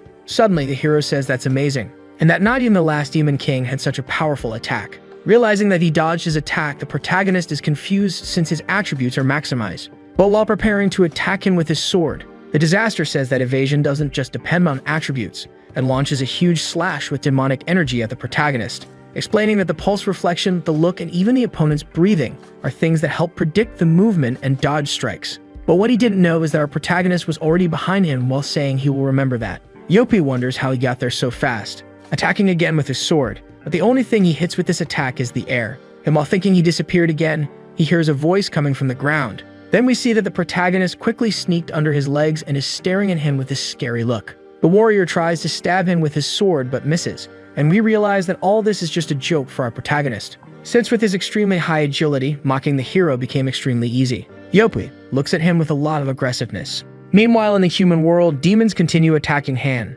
She runs desperately for her life, while screaming that the protagonist is a jerk for leaving her alone. During the escape, she ends up tripping, falling violently to the ground as she crawls. Soon the demonic creature reaches the girl lying down, and goes for a fierce attack against her. But while lying on the ground, she remembers the previous events, getting extremely irritated and preparing to counterattack. Just remembering that woman trying to steal her man makes her blood boil. Then she hits the creature's stomach with an extremely powerful punch. We know that the level of the demons must be at least above 100, while Han is only at 25, so she shouldn't inflict damage, but the gauntlets she possesses have a power that surpasses the level difference, and with just one attack, that creature is knocked down. This power is the hidden ability of the Transcendental Gauntlets, which automatically alters her attack attribute to the enemy's weakness. Some system messages start to appear that she gained experience and leveled up. The experience was so much that from level 25 she went up to 39, since the XP from the demonic army is overwhelming. And with the efficiency of high XP and the main mission bonus, one can gain even more experience than for most bosses. But the truth is that the young woman doesn't care about any of this and just wants to vent her anger on them. However, when she looks up, she realizes that the real problem is the magnitude of the army. She then stops her relentless attacks, while sighing quite stressed with the protagonist, saying that she will finish him off when she gets back. Meanwhile, in the demon castle, the protagonist and the hero stare at each other. Yopi says that he is strong and that he surpasses him in strength and agility, assuming then that the other attributes also surpass him, but the protagonist has already said that all his attributes are maximized, and if he understood the situation well, he should die immediately and stop wasting time. The hero remembers that in the past all his battles were fierce and with almost no chance of victory. Then his former companions who were brought back from the dead appear, and he says that with this group they always manage to win. The protagonist and the little dragon look at that scene, realizing that the guy just called his gang for a one-on-one fight, then says that heroes shouldn't do this and should have a fair one-on-one. Luna suddenly tells him to be careful, saying that the hero group's raid success rate is 100%, asking again for the protagonist to form a group with her.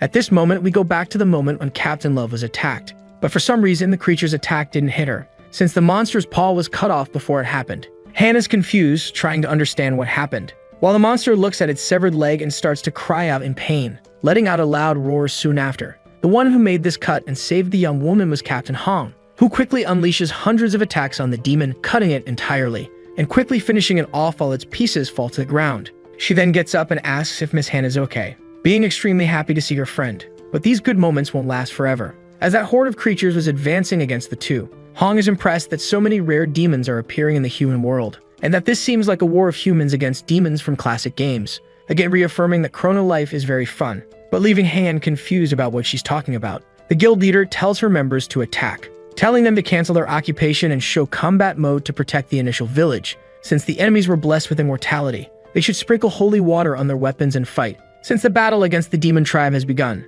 Soon several assassins from the Robin Hood tribe begin to advance, quickly eliminating the demons that were advancing. Han says that this is the famous Robin Hood Guild summon she heard about and that it's her first time seeing it. Actually, Han says this is the second time she's done this since she became the third leader, as the first was in the fight against her boyfriend. Hearing the woman's words, the young woman is happy that she thinks the two are a couple. But suddenly, the conversation is interrupted by an arrow that is shot, piercing several demons at once. Han looks back, already knowing who did it. And then the man reveals himself as the leader of the Justice Hawkeye's Guild. He says he received a report from the Sentinels and informs that the Justice Guild will also participate in this war. Seeing two of the great guilds unite to fight together, the young woman is happy. But this is not all. Hong says this is an all-out war, and soon we see the Divine Guild, the Cross Guild, and the Holy Land Guild approaching. And soon a huge human army is formed in the fight against the demonic army. Those beasts with no humanity continue advancing fiercely, while the human players fight to protect the game they love so much.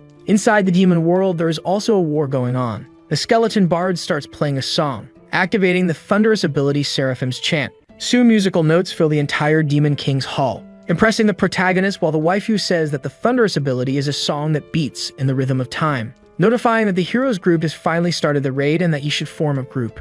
Noticing the insistence of that woman, the protagonist flips her off while cursing her, replying that he doesn't want to form a group and doesn't know what she's plotting. However, to deal with a group of idiots like this, he alone is enough. Then quickly prepares for an advance, rushing for an attack. In just a few moments, Lee approaches the hero's group, facing the bard. This speed is so overwhelming that no one could react, and he says he is just following the rule of focusing on the supports first, but before he can hit, his staff is stopped by the great hero, who quickly managed to react to his speed, and with a simple movement of his sword, manages to deflect the trajectory of the protagonist's strike, making that immense attack land elsewhere. Euros says that he deflected the attack by spinning the sword blade, but the waifu warns that it was the perfect parry, a skill the hero acquired after much training. However, it's a skill that fails if you're a millisecond late, so if you keep attacking, you can overcome it. But suddenly, the Seraphim's Chant is activated, and due to the time fluctuation, the speed of the group members increased. The hero takes advantage of the buff to attack the protagonist, who manages to defend himself and says that even though he's gotten faster, it's still not enough.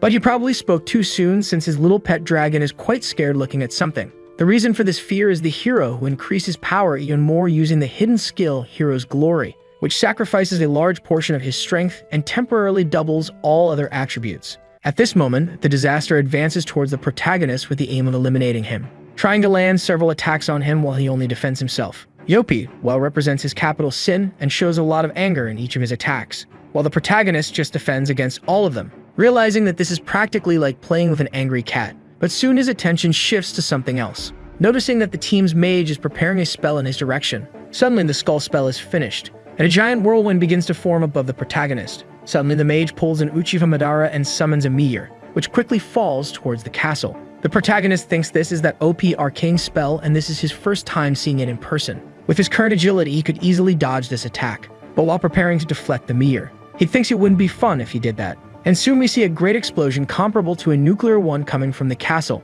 and with it the protagonist remains intact while the meteor's debris starts to fall. Now that you manage to defend against another enemy attack, he asks if there is anything else to show, getting frustrated imagining that they have run out of tricks and telling them to stop wasting his time and finish it. Yopi, who was supposed to be a final villain, seems quite tired, but says that unfortunately, they're just getting started. Quickly, a huge rainbow light begins to surround the hero's group, and Seraphim's Chant verse 2 is finally activated. This skill has a hidden effect capable of having the enemy's attributes, and soon all the protagonist's stats that were at 99 drastically drop to 49. Yopi responds that this is his trump card, and with his attributes being multiplied by 10 due to the hidden Demon King class plus the Bard's buff, they are now on par, notifying that even if the protagonist uses Gluttony with his perfect parry, those disgusting tentacles won't reach him. And now he asks the same question, wondering if the protagonist has shown everything he has. Our hero just looks at all of this without showing a reaction, but suddenly starts laughing while wondering if he should use that. These words awaken curiosity in the resurrected hero,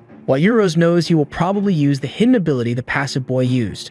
Our protagonist then starts to pull something out of his coat, and when he pulls it out, it totally startles the little dragon, realizing that in his hands is Habak's mirror, activating the hidden ability 8 Visions. The protagonist's body starts to vibrate, and soon also starts to grow larger and larger. The hero and his group look at that scene in fear. Then the demon world, which is a dimension far from the human world, had its symbolic black sky changed to a white sky. So we return to the war of humans against demons. Without any hesitation, Han advances to battle against her opponents, jumping at high speed while spinning in the air, finishing the demonic creature with a beautiful kick to its face. She lands softly on the ground as the creature falls. And again, another level up notification appears, and now we see that Love is at level 74. Looking up, she realizes that even having eliminated several, they keep coming. Even wondering if she's going crazy, as it seems there are more now than before. But Hong tells her she's not crazy and that usually demons can be exterminated with holy attacks, but with the Demon King's protection, they are all reviving. To make matters worse, Yopi has infinite mana, so none of them will die until he himself is eliminated.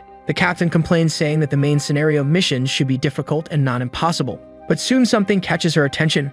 Quickly coming from the sky, a demonic creature appears aiming to devour her. And even tired, the young woman prepares to counterattack. Suddenly, we see someone's staff glowing, and a woman using flame magic, who shoots a giant fireball, piercing the demonic creature in the middle, and easily eliminating it. The mage says there is only one condition to complete the mission. That is by defeating Yopi, the Sin of Wrath. Hearing this, Love questions the point of the war, as they could just log out and wait for Kukwinha to defeat him. But soon she is informed that if they do that, then all the plants, animals, and humans living in this world would die. And if that happened, this world would also become a demonic world. Even scared, she thinks the game company could fix it with an update, but Hong reminds her of the announcement they made, mentioning that from today on, the world's fate will be determined by the main mission results, and the game's future is in the player's hands. This literally means that for the first time in gaming history, everything, even the game itself, depends on the players. Then we see the headquarters of the Chrono Life Company. There we see the company owner watching everything happening inside the game, determined to abandon it if things go wrong.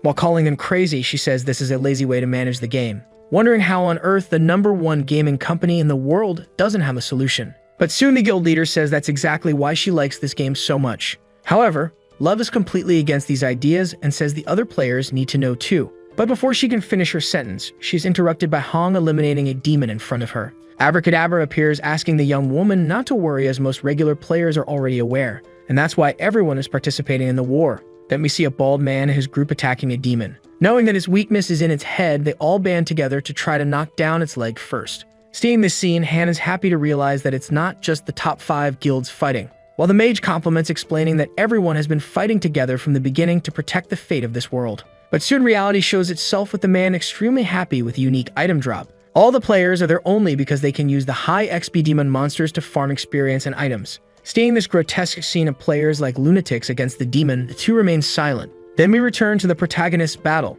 where the supposed final villain is extremely scared. While looking at the protagonist's underwear that is gigantic in the demon world sky, the skeletal bard continues to play his melody, activating more effects of Seraphim's chant that reduce the enemy's attributes to a 5th. Seeing this, the little dragon complains that this skill is too overpowered and that the protagonist's healing factor should cancel it. Then we see that the skill not only immediately recovers any damage received, but gives complete immunity to status effects. However, Luna reminds that this is not a status effects skill, but one that reverses the target's time. Still, Kukwinha, who is now Kyuko, is out of his reach. Soon a voice is heard from the sky calling the Demon King Yopi, questioning if it was Perfect Parry, the name of the skill he used earlier. Actually, this is quite interesting, as it completely negates the enemy's attack. But with this scary expression while emerging from the clouds, he tells the hero to try using it once more. The final villain now finds himself at a complete disadvantage looking up, while the protagonist, already practically the size of the demon planet, prepares a downward strike, quickly swinging his stick, which in comparison to the castle is extremely gigantic, getting closer and closer to that structure.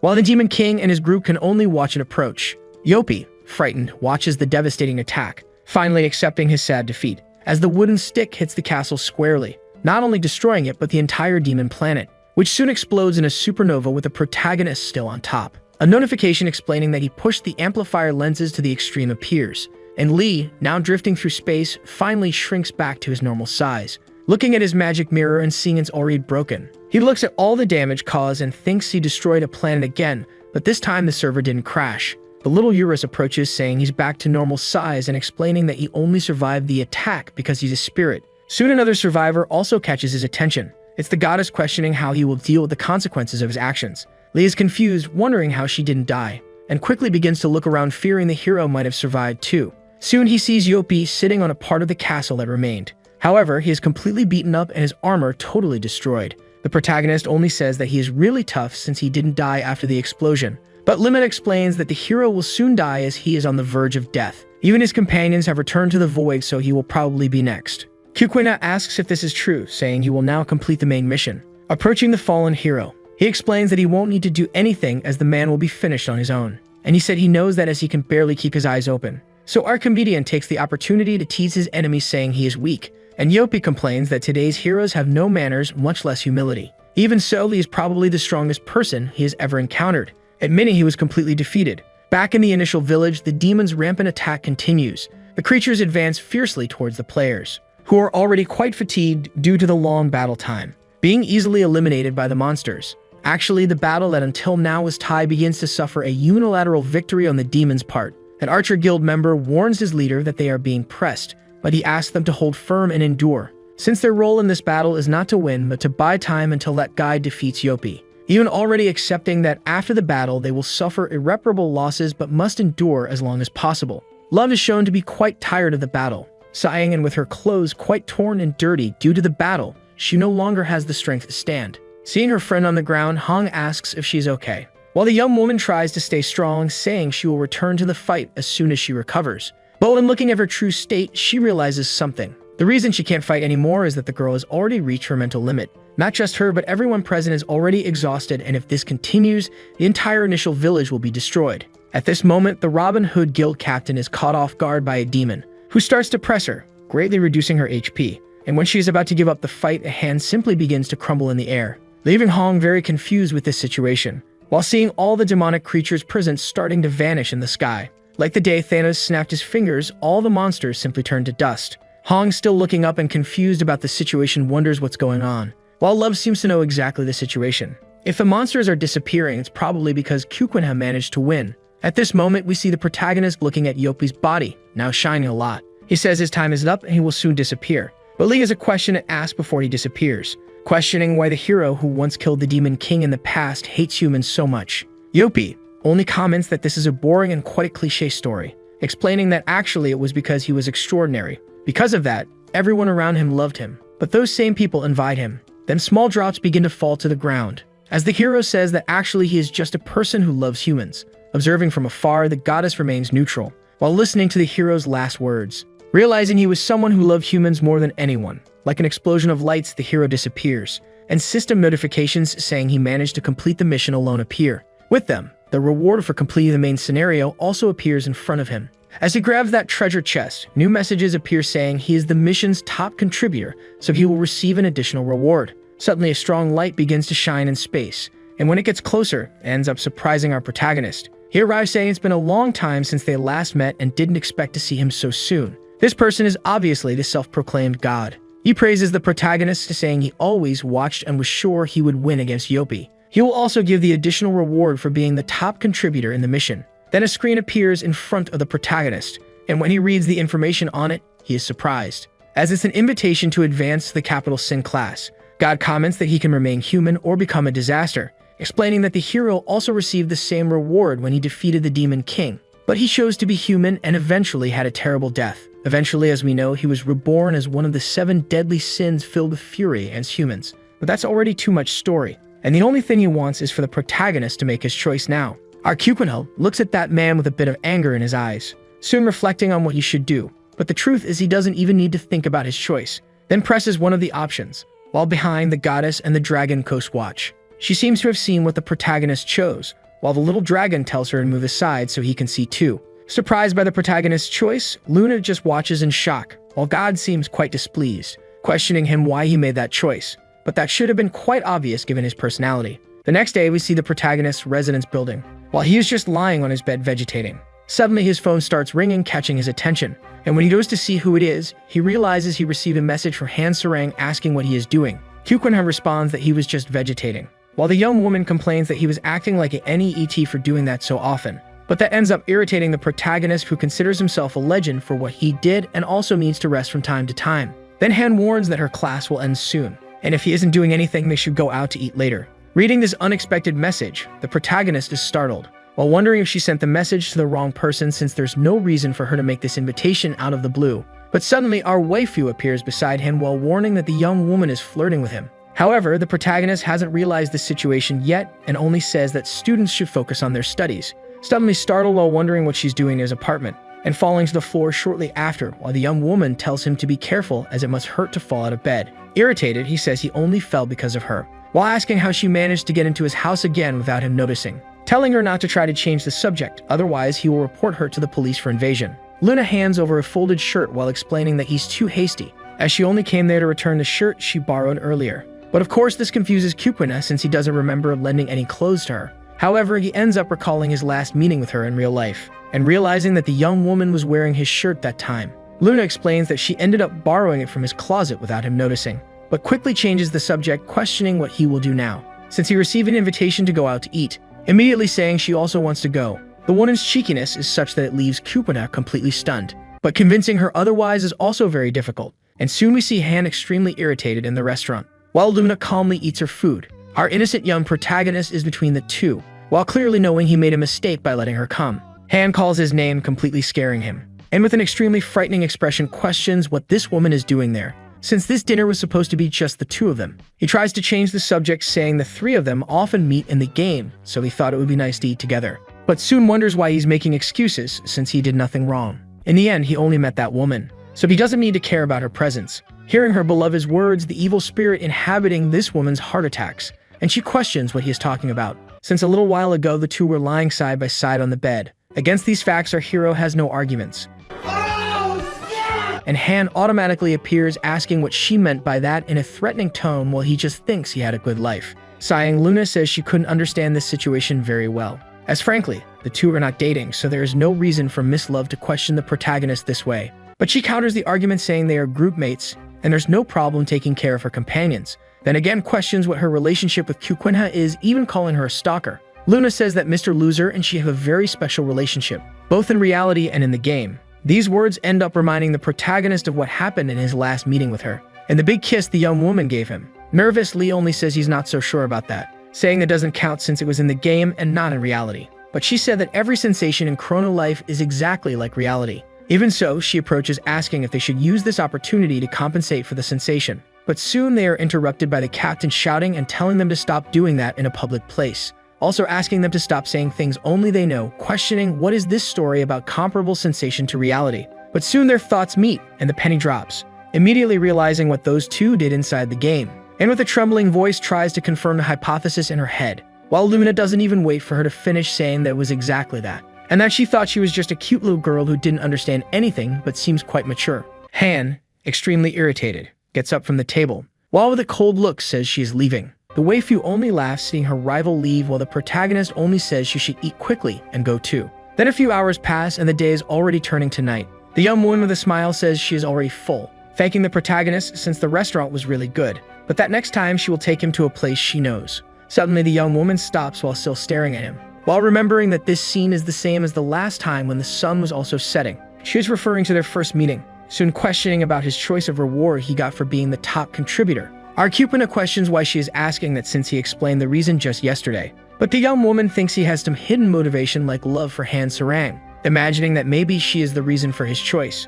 Our hero only keeps his unshakable face hearing this, while saying he has no idea what she's talking about, saying goodbye right after. Sometime later he reconnects to Chrono Life again, being welcomed by Euros who greets him, while complaining that it took him an entire day to log in this time. The little ghost starts looking around, realizing this is an alley in the initial village and wondering why they are there. Probably because the demon world is gone, but that's also great since no one is passing by and he can just stay there relaxing nicely. The dragon is confused by this as he could rest in reality, but our protagonist's reality is quite troubled at the moment. Soon after, a wooden stick falls beside him, making the protagonist quite confused while looking at who threw it, soon realizing it was the young boy he met at the beginning of the game. Excitedly, the little character jumps while saying hi, but our hero seems extremely frightened by his presence.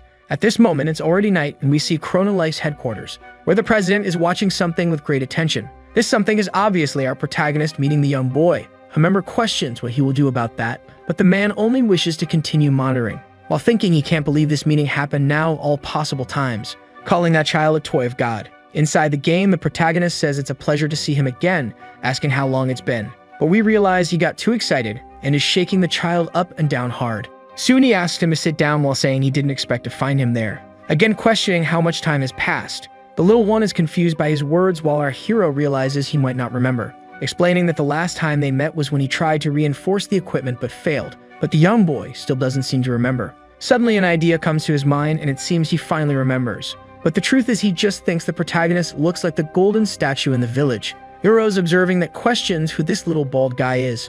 leaving the young boy very excited while the protagonist asks if he can see him. But soon the little dragon reminds him that he borrowed his power to materialize back then. Lee then introduces his pet dragon while offering the boy to hold him. Again, the proud dragon questions how a mere human dares to lay hands on him, but the protagonist tells him to shut up while the young boy grabs him. He then holds his big stick in his hand, while talking about the day he received it as a gift from the little bald guy, thanking him immensely since thanks to him his life was completely changed. Lee then questions if the young boy would like to hear some of the things he's been through. The little bald guy seems quite curious, while the protagonist explains all the story's events up to that point. Actually, this is quite fascinating and one of the rarest things in his life. As someone who doesn't like stories, he had never told his own to anyone, but at that moment he is telling everything he went through, even his most intimate feelings. So after a few hours of long conversations, he gets to the part where he had to choose between staying human or becoming a capital sin, making a small suspense while questioning him what his answer is.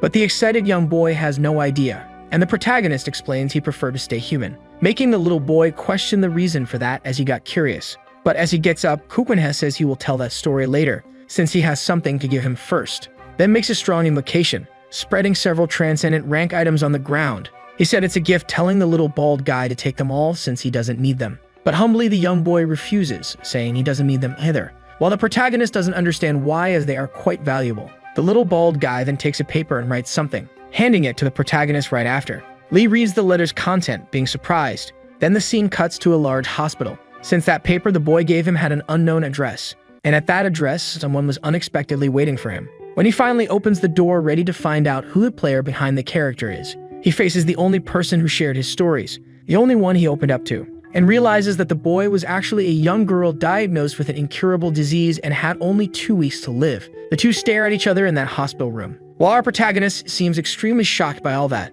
but the little girl just gives him a charismatic look, giving small pats on the bed asking him to come closer. So obeyingly grabs a nearby chair to approach the girl's bed, while she takes a notebook to write a message. The reality is she feels very sorry and knows he is probably surprised by all of this. She didn't want to seem rude but really wanted to meet him, so she gave the address. Besides, her body isn't very well, so she can't speak, but the protagonist only says she doesn't need to apologize for that. Again, the girl writes in her notebook, saying the stories he told in the game were very exciting, so she would like Appa to hear hers. Of course, they might not be as exciting, but still, she would like to have this selfish request fulfilled. Lee gives a small sigh at the child's motivation, saying that this is not selfish, and that since he has free time and likes to hear stories, he will stay there to listen. But the girl knows he hates stories as he always skips dialogues in games. So the girl explains there is a very wide variety of classes in Chrono Life, and among all the options, the one the girl chose was to become a merchant. As a merchant, she could talk to a lot of different people as she bought and sold items. And since in real life she never had many friends because she was shy, in the game she could be someone completely different. Everyone in the initial village treated her super well with radiant smiles, and it was thanks to them that every day was amazing. Then we see the association president. He said the girl was really kind and graceful. Whenever she had the chance, she gave potions to novices for free, even knowing she would lose money selling the items at a banana price. Technically, she didn't have the aptitude to be a merchant, but everyone liked that child, not only the players, but even the NPCs. Maybe she wasn't the game's most brilliant player, but she was the light of a star that delicately illuminated the environment around her. But one day, she stopped logging into the game. People thought she might have gone to focus on her studies or was taking a break. Everyone found different reasons to miss that child, and without even realizing it, a lot of time had passed. Those people who used to accompany her leveled up and left the initial village. As new players appeared, almost no one knew her in that village. But one day, that child returned to the game. However, her appearance had changed a lot since the last time. She no longer had her beautiful pigtails and was wearing the cheapest clothes in the game. But her acts of charity continued, and she kept giving items to new players. But this time she never said anything to them and only sent emoticons. Probably she must have given all the items in gold in her inventory. As she started giving the stick you could get for free in the shop, the man who received the child's gift was not pleased at all, throwing it on the ground while saying he got excited because he discovered someone was giving things for free. That child looks at her gift on the ground, but keeps her joy and picks it back up. Suddenly she hears someone screaming in complete despair, coming from an alley right beside her. When the young girl goes to investigate what it is, she sees the protagonist completely dismayed, looking at all the items he tried to enhance on the ground, while tears fall from his eyes. She realizes this might be the perfect moment to gift someone, so she decides to approach him to give him the stick. This was the end of the girl's story, but the beginning of the protagonist's. The story of our Kukwenha and the level 999 stick.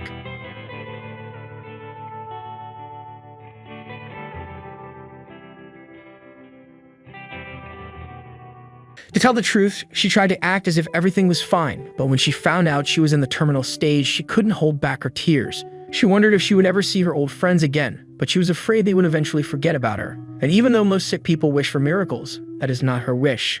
In fact, all she wants is for someone to remember her when she's gone. A few hours later, we see the city again, and someone running quickly through it. That someone is obviously the protagonist, who is clearly very upset after what he heard. He finally arrives at his building and grabs his virtual reality glasses, automatically logging into chrono life. His spawn location, unlike last time, is the demonic world. And without giving the monsters time to prepare, he starts his frantic advance, striking and eliminating hundreds of demons at once. They evaporate in the air as the shockwave from his baton reaches the sky. He continues giving several attacks recklessly, creating a rain of explosions in the demonic realm. The little dragon watches everything, scared by what his master is doing, since this is his first time seeing him expressing all of his emotions so fiercely. And as he doesn't know what happened outside the game, he can't understand why he started killing the monsters like that. Meanwhile, the protagonist continues his frenzied attack, remembering the last conversations he had with the young girl. He asked her if there was any way to cure her, by performing surgery, for example. The girl looks at him and explains that her disease is very rare and few people have it. For this reason, the surgery costs would be astronomical, and her parents have already said they would try their best to get the money. However, our protagonist says he will pay for the surgery. Millions or even billions, he doesn't care. He just wants her to have the surgery. Back in the game, there are no more monsters near the protagonist. His pet dragon seems to be afraid of its own master. And even with all stats maxed out, the effort was so much that he becomes breathless. Meanwhile, we see that after he said he would pay, an absolute silence filled the hospital room. The girl seemed to want to say something, but soon dismisses the idea and asks him not to give her false hopes, as she doesn't want to be more miserable on the train of false hopes. Even if the surgery works, it won't be the end of the disease, and the probability of survival is only 30%. Still, the protagonist says it's still worth trying, as it's better than giving up and doing nothing for 2 weeks. These words impact the girl, who remains silent while asking him to stop talking as if it were something simple. She is not a game item that can be fixed and repaired in the blink of an eye. Anyway, 30% is enough reason to at least try. But what will happen if she doesn't survive the surgery? He just said it would be better than just giving up and doing nothing for 2 weeks. But what if instead of living for 2 weeks, she dies on the day of the surgery? Lee asked her not to worry about these useless things, as she will surely survive. But this only makes the desperate girl start to cry, while she continues to write quickly in her notebook. As she had already said, things are not as simple as he says, and explains that when you are sick, the whole world collapses. Your family, friends, and everything close to you fall apart, while what remains is just a lonely void. But this void is something the protagonist understands well. At this moment, we return to the game, and suddenly we see someone approaching. The little dragon looks back to try to identify who it is. Then we see the goddess waifu running to approach the protagonist. Gura says they have been meeting a lot lately, and the goddess replies that she also hates appearing all the time, as she feels her mysterious vibe disappearing. Then she leans on the protagonist's shoulder, while saying that the reason for her coming is to do him a favor. Lee remains silent for a while, but soon asks if she brought what he asked for, which is confirmed by her. He then looks determined while telling her to continue with the plan. In the late afternoon, we see the little girl's hospital again, and in her room, she is curled up in her own feet, reflecting on the whole conversation they had earlier. She is trembling because she's afraid that things might go wrong, but her real disappointment is that everyone has already forgotten about her. And for the first time, the girl breaks down like the real child she is while thinking she is scared. But at that moment, a hand approaches. We see it is the protagonist holding the girl's shoulder. Raising her face, she looks and wonders when he got there. But soon after, she is extremely scared by something she sees. Her hospital room is crowded with people. Meanwhile, the protagonist says that, as he said, no one will forget her. The girl seems so shocked she can't even open her mouth to speak, while looking at a girl thanking her for the sweet potato and saying that because of her, she changed her class. These two girls were the same ones who bought from her when she was a merchant. Another woman says that the weapons she bought from her are still used by her group, and that she wanted to thank her, but when she went to the initial village, she was no longer there. Then we realize that they never forgot that little girl. Because of the emotion of the moment, she can't hold back her tears, and starts crying with happiness, seeing that everyone is there for her. A love from everyone there is extremely contagious, and wasn't forgotten even by the time they spent without seeing each other. A few days later, the girl promised she would come back brilliantly and went for surgery. The players that Luna sought and gathered with great effort were the main reason for this. So she found the courage and decided to bet her life on that 30%.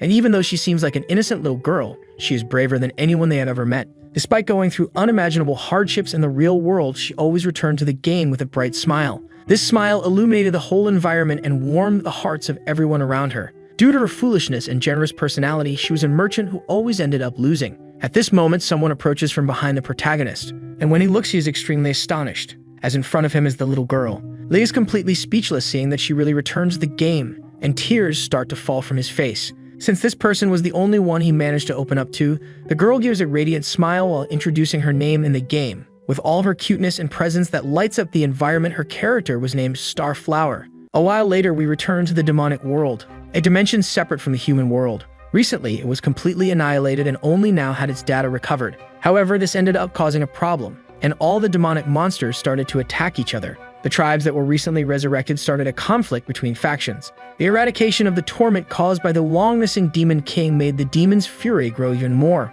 and all this culminated in a chilling, unforgettable war. Seeing this scene, it seems someone is deeply concerned about their world. This someone is Death, who realizes that everything is in pure chaos. It was to be expected that this would happen, and there is only one way to calm the spirits of this crowd. He then takes the essence of the Demon King out of his pocket. Since he managed to find this beauty rolling on the floor when the world was rebuilt, the Demon King must have dropped it while dying. Unlike the sword, this energy is not sealed, but it is also not something that can be delivered to anyone. The little ghost also doesn't want to wait until another Demon King appears and thinks about finding a person to become one. At that moment, scenes of the protagonist being totally creepy come to his mind, and a brilliant idea arises, making the demon's assistant happy, since he just thought of an excellent candidate. Then we return to the human world. The protagonist is obviously already with his baton in hand while preparing an attack upward, and strikes using only 1% of his maximum power, causing the instant defeat of level 4 rabbit bear that falls to the ground completely defeated. His goal in defeating such a weak monster is to collect its teeth, and apparently he has been doing this for quite some time as he has a whole bag full of rabbit bear teeth. He then tells his little dragon that it's time to go, since they got enough, and besides there are no more monsters in the forest. The two then return to the initial village, and he seems to be looking for someone he arranged to meet near the entrance. While walking through the streets of the initial village, people talk about him. But the young man ignores everyone and focuses on one thing, calling the person and saying he finally arrived. Starflower calls him Stick Uncle, looking extremely happy to have found him. Apparently, the person he planned to meet today was the young Biole, who has now returned to her old habits of being a merchant. Until recently, she was living with a rare disease and with a few days to live. But even in the face of this ruthless fate, the girl bravely faced it and overcame the disease, recovering completely and returning to play. Stick Uncle delivers the rabbit bear teeth she asked for, making the girl extremely happy. She then uses the potion creation skill, replacing the ingredients with countless portions. Seeing the quantity, the protagonist celebrates that she will make a lot of money if she sells everything. But the truth is she didn't make them to sell. When he discovers this, the protagonist is a little scared, but soon sees the girl running towards the workers while telling them to drink the potions. Some ask who this girl is, while others already recognize her, even though it's been a long time since they last saw each other. Lee just watches that scene impressed, since that child is not only loved by the players but even by the game's NPCs. Seeing this, he can't help but feel happy for her, while thinking he should go hunt some more rabbit bears. Meanwhile, in the real world, we return to the protagonist's building, but this time it's not him that's shown, it's Han, who is depressingly sitting on her bed, showing a saddened look by the things that happened in the restaurant. But suddenly her sister arrives in the room while shouting, asking if it was that guy in underwear that left her like that. Han tries to disguise, saying it wasn't quite like that, but only irritates her sister even more. She then stays silent and decides to say that a friend is going through a problem. Recently, this friend said she is interested in a guy. At first, he was just a player who didn't stand out much. But as they spent a lot of time together and shared various experiences, she started to wait for this person. Even without knowing why, she keeps waiting for him, just to receive his help while she's crying and to smile with him again. But suddenly, she realized she only thinks about him all day and wants to know him a little better. But of course, she still doesn't like him. She just wants to see him more and more, actually many times a day. At least that was what her supposed friend told her. But this lie doesn't fool her sister, who just asks what kind of relationship she wants to have with him,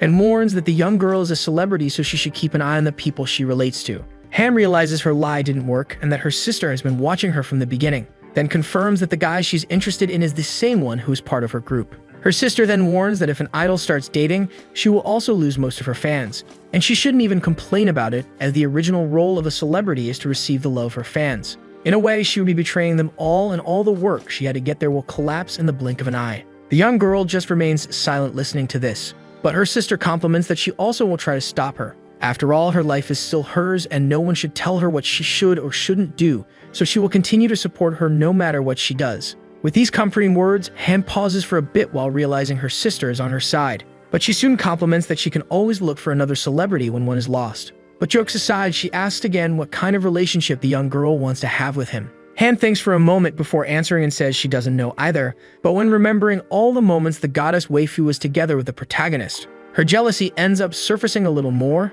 and her true feeling of making him hers comes to light. Her sister seems to agree with her determined attitude, but she reflects a bit on the situation and says that the guy is an adult, so he would be arrested if that really happened. Han then thinks of a solution that will solve the problems and decides to make him fall in love, so she will just have to wait 3 more years and they can start dating. Then she humbly asks her older sister for advice, as she has never talked to a guy and much less imagines what it's like to date. Proudly, her sister agrees, saying she just needs to trust her, making the young girl extremely happy while entering the game to first meet the guy. She looks at her young singer, totally in love, and decides to start with the research, then takes her cell phone out of her pocket and starts searching on Google how to flirt with a guy. Working as a manager from the beginning, she's a talented person known in the area for her skills. But in reality, this lady is 27 years old and has never dated. At this moment, we return to the game, where the little Death wanders through the human world. Tired, he thinks it's like looking for a needle in a haystack and wonders how he will find that guy. But when he thinks he can't just ask the demonic tribe to look for him, he hears a huge noise, leaving him extremely confused while looking to see what it is, but soon sees a gigantic explosion rising behind the mountains. And with that, he immediately realizes it's him. Our protagonist is clearing the rabbit bear monsters from the forest and says the drop rate is high, so the farm was very fast. But before returning to the village, he hears a noise, then sees someone running towards him. This person was the captain of love, who apparently seems to be facing a rabbit bear, quickly dodging the monster's attack with just a jump, while spinning in the air preparing a kick that hits the monster's face hard, making some of its teeth come out as it falls to the ground, totally eliminated. Lee is extremely confused by what he just saw, since he didn't expect the love captain to appear there so suddenly. She extends her hand to deliver something, and shows some of the teeth she just took from the monster. The two stare at each other for a while without saying anything, while the protagonist seems a little unsure of what to do, but soon apologizes for what happened at the restaurant, as he shouldn't have taken that woman without first asking for permission. And as an apology, he says they could have dinner later if she wanted to. Realizing he really feels bad about what happened, the young girl gives a small smile and says she will reserve a time in her schedule to eat with him. But at that moment, she approaches with that same threatening tone and asks about something the cockroach said that day when she mentioned they were sleeping next to each other in bed, and also about the feeling in the game being the same as in reality. These words intrigue the young girl's mind, who asks what she meant by that. In a totally threatening tone, but with a cute face, she makes the protagonist afraid to answer. So he just tries to change the subject, saying it wasn't anything important and she shouldn't care about something like that. But the young girl keeps insisting to try to find out, and when she realizes he won't speak, she ends up going after him. While the two were fighting on the ground, the Demon King's assistant approaches, looking for the protagonist he is sure is there. But at that moment, he sees a terrifying scene, making all the hairs the ghost doesn't have stand up, since he can imagine that the guy who defeated the Demon King is being totally destroyed. Surely this is a twist, and as they say, there will always be someone stronger than you. The demonic look that person has, and that expression of pure devastating anger, makes this person have all the requirements to become the Demon King.